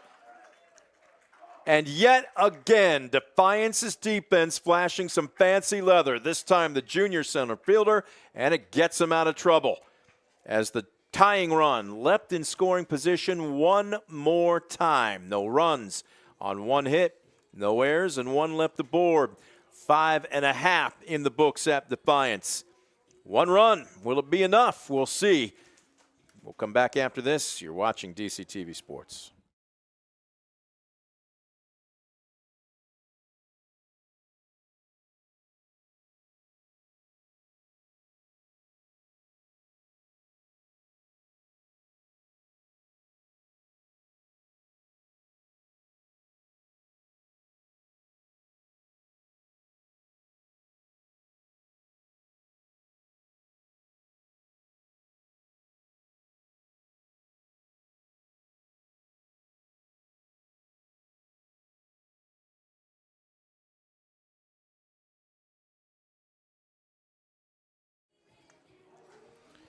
There you see the men in blue having a conversation.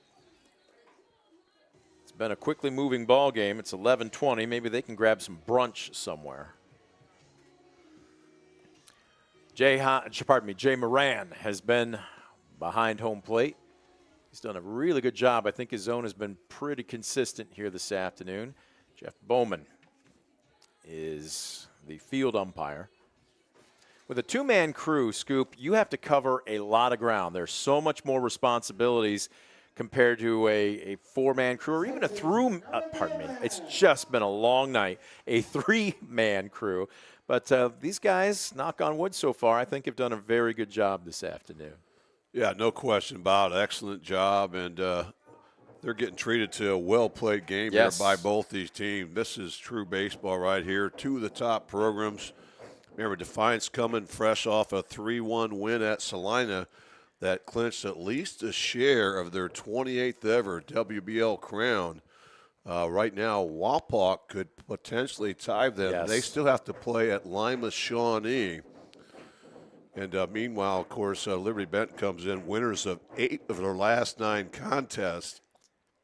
The only loss during that span was to a ranked Sylvania Northview team who's really good, who won it all just a couple seasons ago. But again, we're seeing some great baseball right here in Defiance. The 0-2 to Noah Gomez. He buys himself another swing as he catches a piece of that one. There were so many studs on that Northview team a couple years ago. Of course, on the bump, I actually had a chance to chat with the Zimmerman kid last week. He went to Lord's. He's at 235 pounds. He looks like a middle linebacker. They said they want him to drop about 10 pounds. I think that will help. So he's going to drop 20. The 0-2. Swung on. That ball bounced in front of the plate. Nice stop, though, by Berkmeyer. He'll go down to first to retire the leadoff man. One away to open up the Defiance 6th. Well, great job by Hahn and great job by Berkmeyer there to keep that baseball in front, and a Premier Bank strikeout for Hahn. His second since being inserted just an inning ago. So up steps Garrett Rodenberger.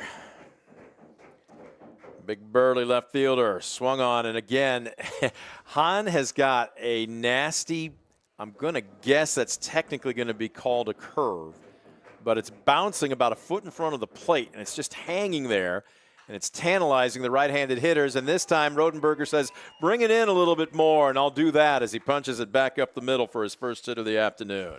Yeah, that was the same pitch, both at 73 mile an hour, but a great adjustment that time by the senior Garrett Rodenberger, and he has his first hit and just the 5th Defiance hit of this contest.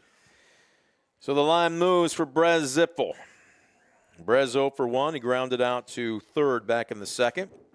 He walked and was stranded at third back in the fourth. Right now, 1-0 the score. It's anybody's ball game. Defiance looking for some much-needed insurance as this one takes Berkmeyer out of the zone. Nice backhanded stop by the catcher. Don't be surprised to see Rodenberger in motion at some point during this AB. If he can get pick him the up jump, and lay him down. He's certainly a guy who would have the green light. He's got double-digit steals this season as another pitch in the dirt, and Berkmeyer's getting a workout this morning.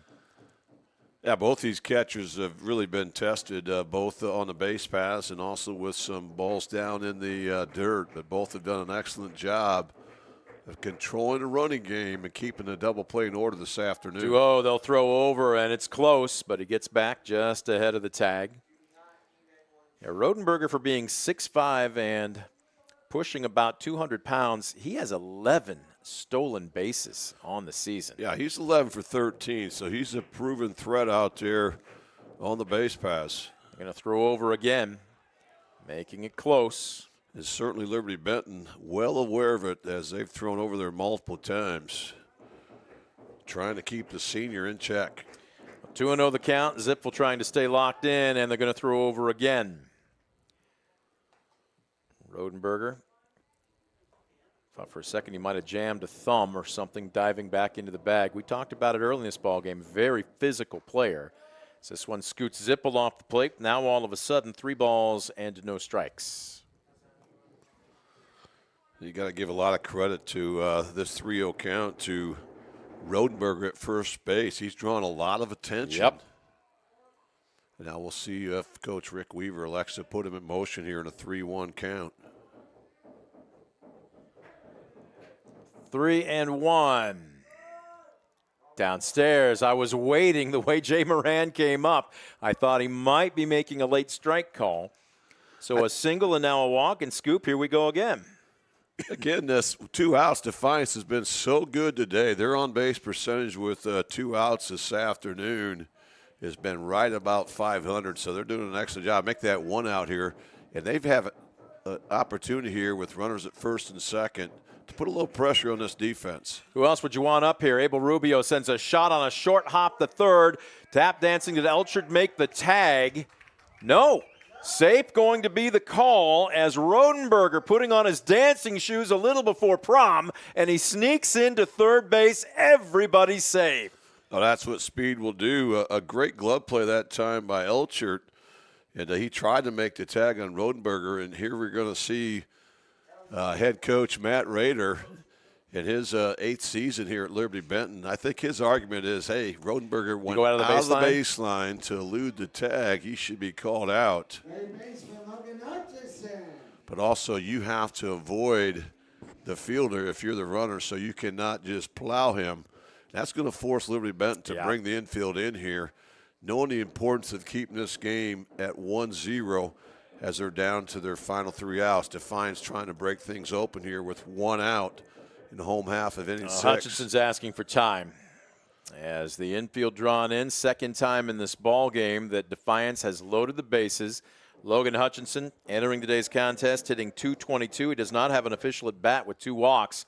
.222 becomes more about maybe .252 or .262 with that infield drawn in. Well, his on-base percentage is .600 now on the season. He's been lights out, getting on base. He's been a tough out. This one short hops the catcher Berkmeyer, and again, clearly that's Hahn's out pitch, but right now I don't know if he has complete command of it, and Berkmeyer just saved a run. Oh, he did, but they're having a tough time finding the zone here in Hudson. He's seen 11 pitches today. 10 of them have been outside the zone. Get me over fastball, and Hutchison takes for strike 1. Rodenberger at third, Zipfel at second, Rubio at first. There is good speed on the base paths. Right now, just put the bat on the ball if you're Hutch, and he swung over the top of that one. Good-looking fastball that time by Hahn. That one topped 81 mile an hour. And right now, he would love a punch-out right here. The 2-2. Humpback liner with that infield drawn in. It will get down. 1 run is home. Everybody else station to station. Rodenberger crosses home plate with a huge insurance run. The first RBI of the season for Logan Hutchinson, and it's 2-0 Defiance. Oh, what a great job there by the junior Logan Hutchinson. Inserted into that batting order today. And all he's done is get on base all 3 times, delivers that clutch 1-out RBI single, and Liberty-Benton will continue to have that infield in with the bases still loaded, and the lineup turns over to the senior, Torrin Long. Long trying to bust this one open. He's 1 for 2 with a single, a walk, and a fly out to left.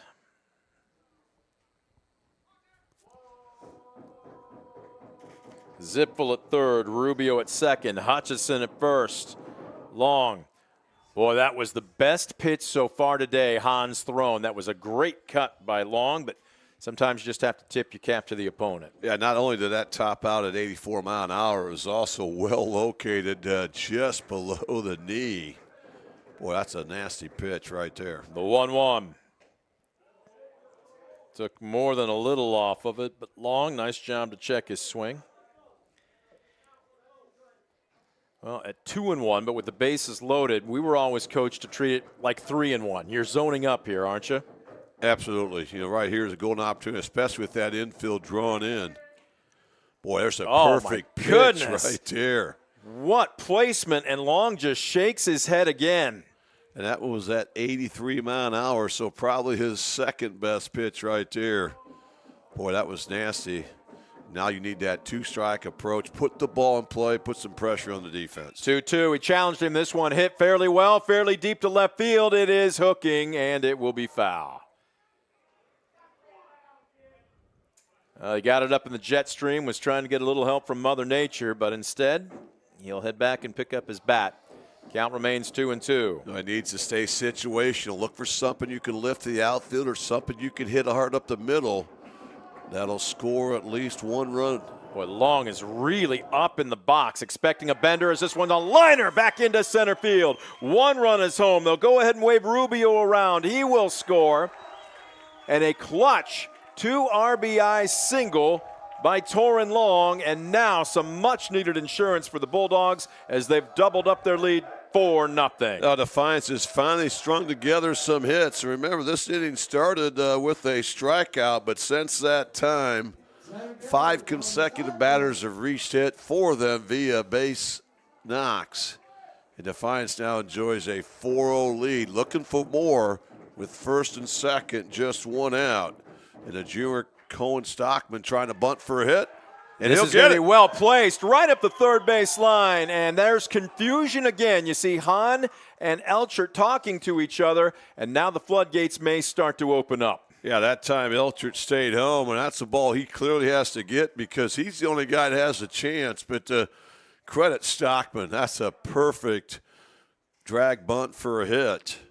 And now the fifth hit of the inning loads the bases up one more time. Khalil Ligon trying to come up with what might be the backbreaker here in this inning after really what's been an incredibly well-pitched ball game. Only one run between both teams coming into the bottom of the sixth here, but Defiance has put up a crooked number and looking for more. Ligon on the afternoon is 0 for 2 with a walk. And Scoop, you don't have to do too much here. Even a fly ball gets you another run. Well, you're right. You know, right now the fact you're up 4-0, you don't need to get extremely greedy, but what you want to do is you want to be situational. You want to try to find a way to bring home another run. And this time it looks like Liberty-Benton will play the middle infield deep, looking for that double play ball. The corners, at least the first base corner is going to be in, but looks like Elchert's deep at third base. So be situational here. Try to find something you can lift or try to get something slow on the carpet. It's going to bring home a run. Ligon asks for time, steps back in. There you see from our grandstand camera, second baseman Mason Mott is pinching. As that one runs him inside, hits him, he claps as he winced. That's the toughest way to get an RBI as he's still gritting his teeth, coming home for the fifth run of the ball game. And Logan Hutchison now makes it 5-0. Well, for Ligon, that's his 13th RBI of the season, and he'll take it. And Defiance will pinch run. And who we got here? 21. I think that was 21. Correct. As digging in from the right side is Christian Conley.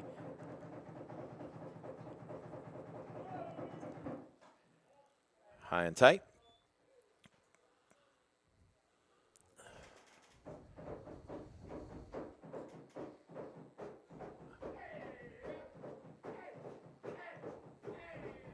So I believe that's Sam Gershitz, if I'm looking here. They've got 4 different jerseys. They've got the grays, the blues, the whites, the blue pins, and the white pins. And technically, I think today's are the whites. So 1 ball and 1 strike to Conley. Looking to pick up his first hit. Swung over the top of it. The 1-2. A good-looking pitch right there. Kept it downstairs. Trying to get that heavy fastball for a ground ball. And now Hahn on top, 1-2. Deals upstairs. They've already put 4 across in this frame. Still looking for more with only 1 out. Long at third. Stockman at second. Gershitz, pinch running for Ligon at first. The 2-2. Swung on, got him. Strike 3. Well, Premier Bank strikeout, the second of the inning for Hahn. So with 2 away, it brings up the 5-hole Noah Gomez. And how about this, Scoop? Defiance has hit around in this inning. Yeah, just incredible the fact that they came in this inning with just 4 base hits on the day, but yet they've put 5 hits together in this 6th inning. Gomez a little early, fouls this one away. Gomez struck out swinging, was retired on the throw down to first to lead off this inning. And this is the second time in this frame that he's digging in. Gomez with 7 RBI on the season. Looking for number 8. Popped him up. Mile high, right side. Who wants it? Maude, the second baseman, battling that wind and makes the catch. That'll do it for Defiance here in the bottom of the sixth, but not before they come up big. 4 runs on 4 hits. No errors, and they'll leave them loaded. Brez Zippel, 3 outs away from picking up another big victory. Don't you go anywhere. Top of the 7th. When we come back, you're watching DCTV Sports.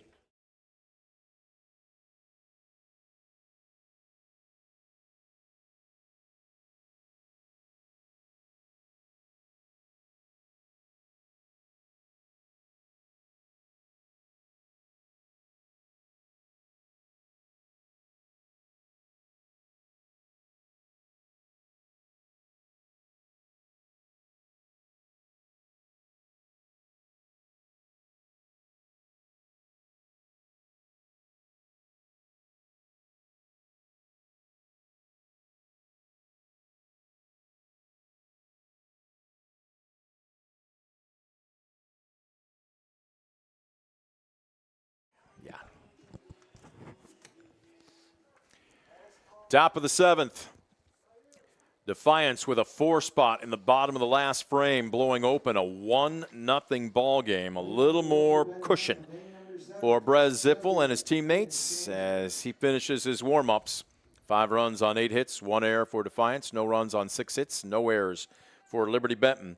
Brez Zippel trying to finish off another complete game, and if he can, he will pick up his 6th win of the season. And an already stingy 1.66 ERA will drop even more as he will deal to the bottom of the order, 7, 8, and 9, Stansberry, Hahn, and Maude. Well, Zippel's had a lot of great performances this season, but this may be the best right here. Chopper to Hutchinson, throws across the diamond on the money, and just like that, 2 pitches to retire the leadoff man here in the 7th. Well, that's what you got to do. You know, pitch with the lead, attack the zone. Your defense is really held up their end of the bargain, and Breslin Zippel continues to control the count, attack the zone. We are going to have a pinch hitter for Jarrett Hahn. Cannot get his number. Maybe we can get a shot from our third base dugout. As a swing and a miss, that looks like number 20. And that is Connor Bush.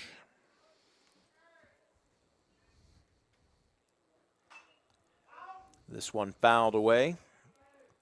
And just like that,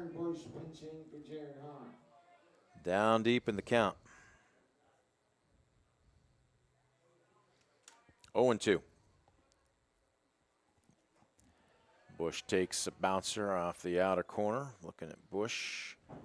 Well, hitting 600 on the season. I don't have the at-bats for him, but Scoop, I'm going to guess that it's minimal as he swings and misses there, and Brez Zippel makes him a quick out, 2 away. Well, for Zippel, that's his 11th Premier Bank strikeout, and he's just been on all afternoon. And now Liberty-Benton down to their final out. That'll be senior second baseman Mason Maude, who is 0 for 2 today. First pitch swinging. Sends a chopper down to third. Hutchinson, nice job. Oh, that throw was wide, but Khalil Ligon lays out, makes the pick for a spectacular 3rd out and final out of the ball game. Wow. Well, fitting end, well-played game here by Defiance. The fact they got great pitching from Brez Zippel, but they also got some stellar defense around the diamond here this morning. And Defiance comes up big here as they are able to shut out Liberty-Benton, preventing the Eagles from picking up their 20th win of the season here today. So Brez Zippel goes the distance as he scatters 1, 2, 3, 4, 5, 6 hits in another shutout, does not allow a walk, and 11 strikeouts. Final score, 5-0, Defiance with the win. We'll take a quick timeout. We are back with our postgame show right after this on DCTV Sports. Why is he unplugged in the middle of a shot? Because he's coming over here.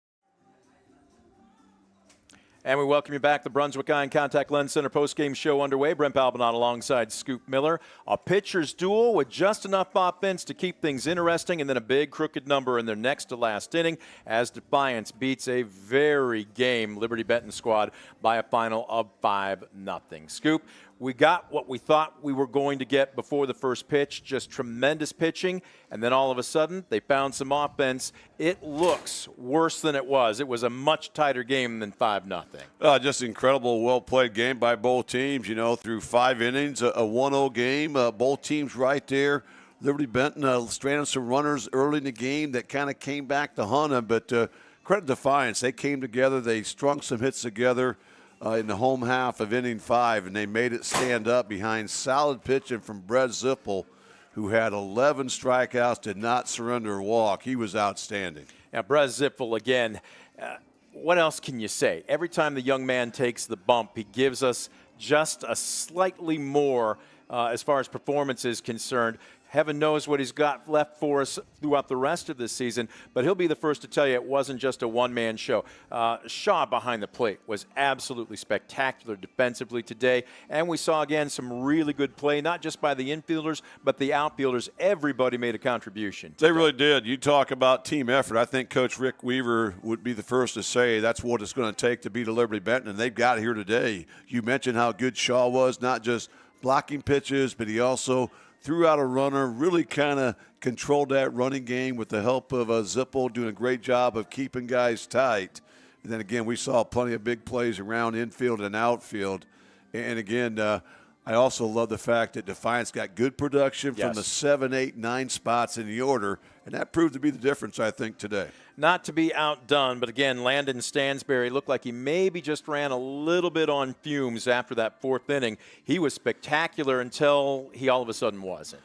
Yeah, he was really good. He really battled when he got tired. Looked like he kind of labored there the last couple innings he threw. Remember, he only allowed that 1 run, but he did surrender 5 walks the last 2 innings he pitched. So I think that really forced Liberty-Benton to go to the bullpen maybe sooner than they wanted. But again, I thought he really competed out there. But against Defiance, you have so little margin of error, and that proved to be the case here today as well. Well, expanding on that point, because we talk about free bases so often in the form of offense or unearned offense.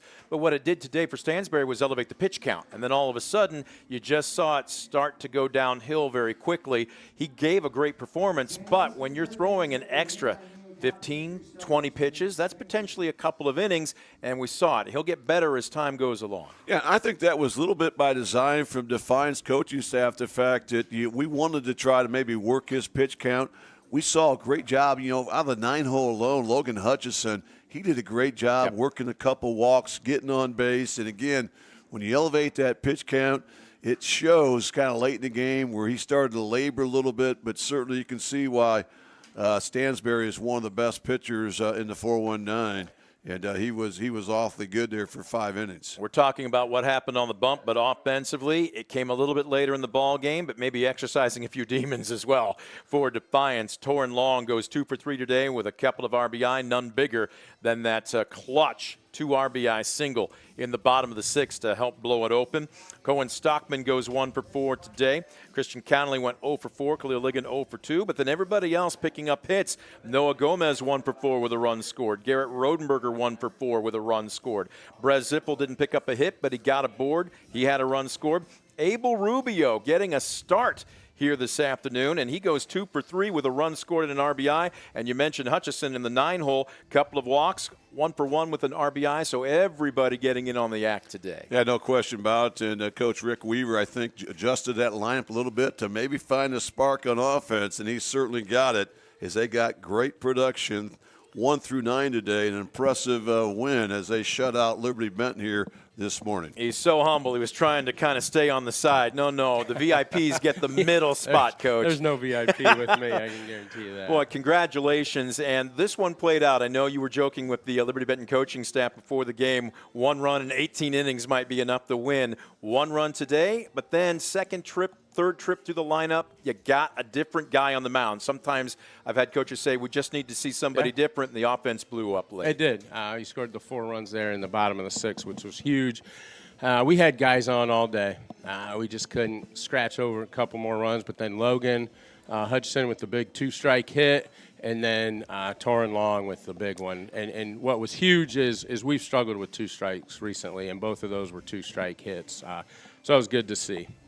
Yeah, Coach, I thought also your 2-out approach was really good today, too, where a lot of times you get a couple quick outs, things in quickly. But you guys seem to really battle, I thought, with 2 outs. Sometimes you still left some guys stranded, but you could see that that force was there, and it finally paid off down the road.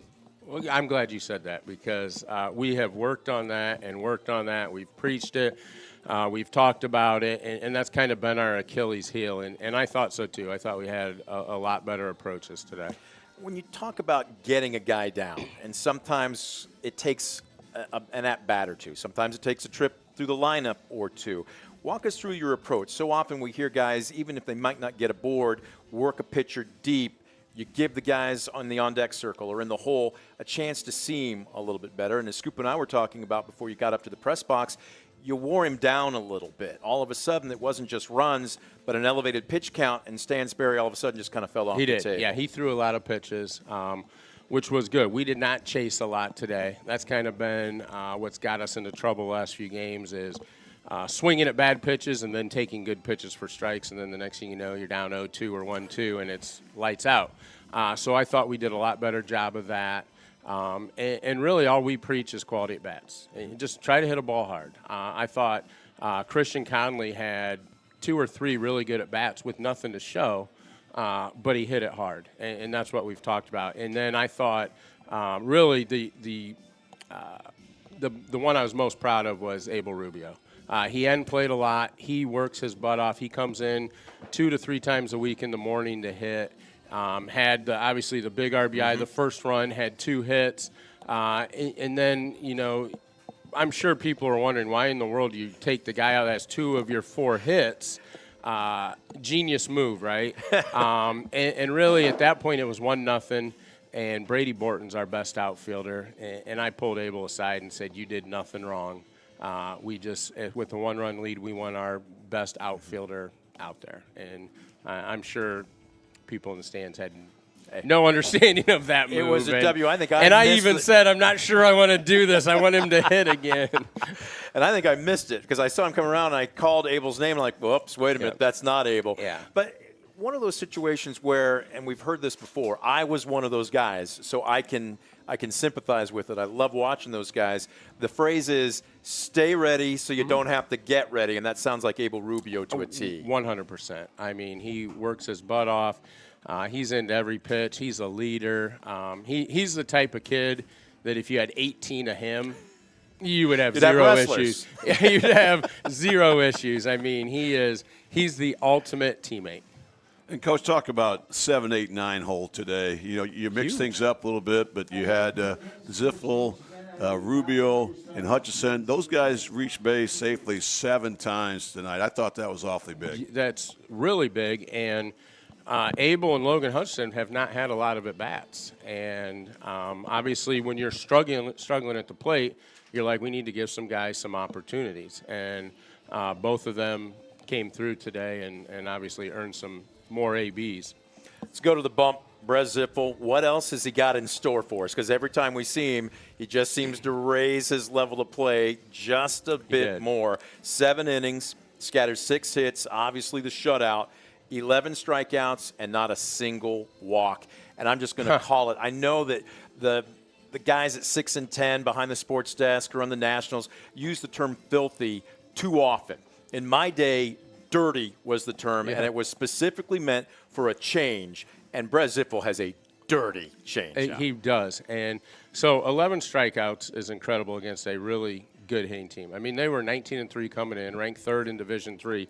So that is a quality team. And Brez's last 2 outings, he's basically been fastball curveball. He could not locate his changeup. And Tuesday at practice, I said, hey, Brez, how about tonight, go home, get your mom and dad, and find your changeup. It's somewhere in your house. It's got to be. And he comes back Wednesday, and he's like, I found it. He goes, Where was it? We should be good to go. And So whatever he did, it was because he had them off balance all day. He can have seconds All of day. it. He can, absolutely. Well, Coach, speaking of Brett, he had every pitch working. He did. His command was tremendous. He was really hitting his spots, but I also think it's underlooked. He does a great job of keeping the running game in check. He does a great job of holding guys tight. And that paid off because Liberty-Benton, they've got great speed. They want to try to utilize that, especially playing on turf, but allowed Cody Shaw to really nail that first runner. It wasn't even close, and that really kind of changes the running game from that point on. Without a doubt. And, I mean, you saw their speed. Well, that kid had the infield single. Another kid had an infield single that we had no chance.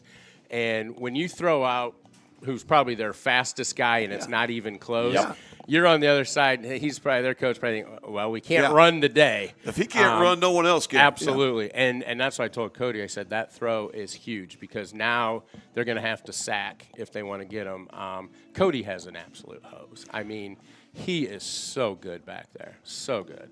Well, not only that, but he makes a great play on a ball popped up on an attempted sacrifice. We watch him. He doesn't just olay it. He gets out of his crouch. He gets his body in front of balls.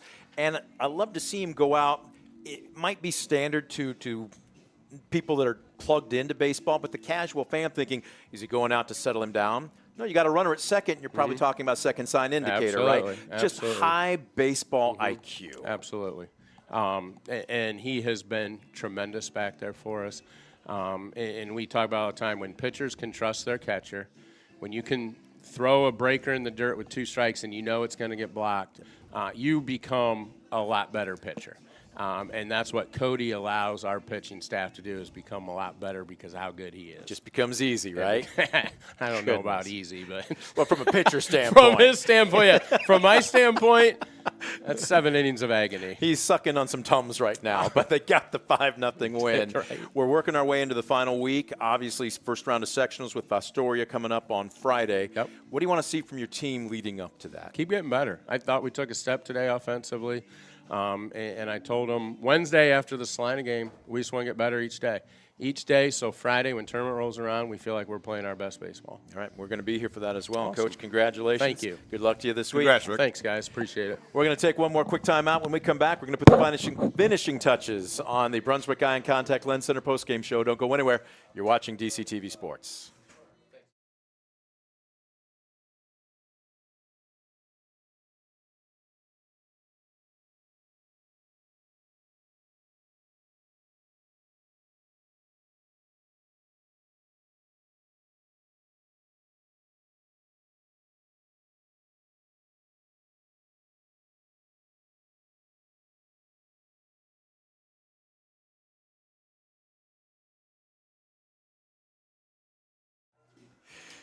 Back to put the finishing touches on another Brunswick Eye and Contact Lens Center postgame. Stuff the folks you don't see when we are in breakup here. Could be something for a blooper reel, a novel, maybe a combination of both.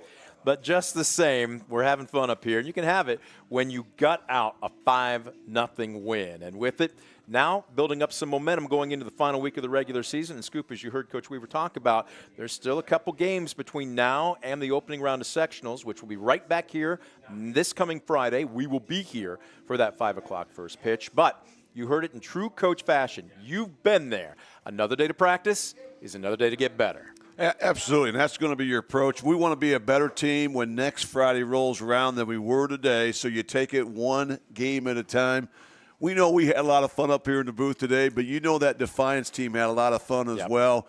They were here early. They had the real enthusiasm, I thought, today from start to finish. And those are the types of things you build upon. Defiance is a little bit intimidating place to come in and play because of their tradition, their success. When you play that type of energy and emotion, boy, you got a high upside. And this is going to be a team that's going to be a tough out. Well, they were in their 16th victory of the season, 5-0 against a very good Liberty-Benton squad Our next broadcast will be Monday afternoon. We will be at Bryan. It will be the second round of girls softball sectionals, as it will be Ayersville taking on Montpelier. We hope that you will join us for that broadcast. A big thank you going out to our crew. Breakfast at the ballpark doesn't happen without everybody getting up before the crack of dawn. But everybody doing a fantastic job here again today. Big thank you going out to our underwriters for helping make our broadcast a possibility. And as always, you the fan for tuning in. For Scoop Miller, I'm Brent Balbinot. Final score, Defiance blanks Liberty-Benton 5-0. You've been watching a presentation of DCTV Sports.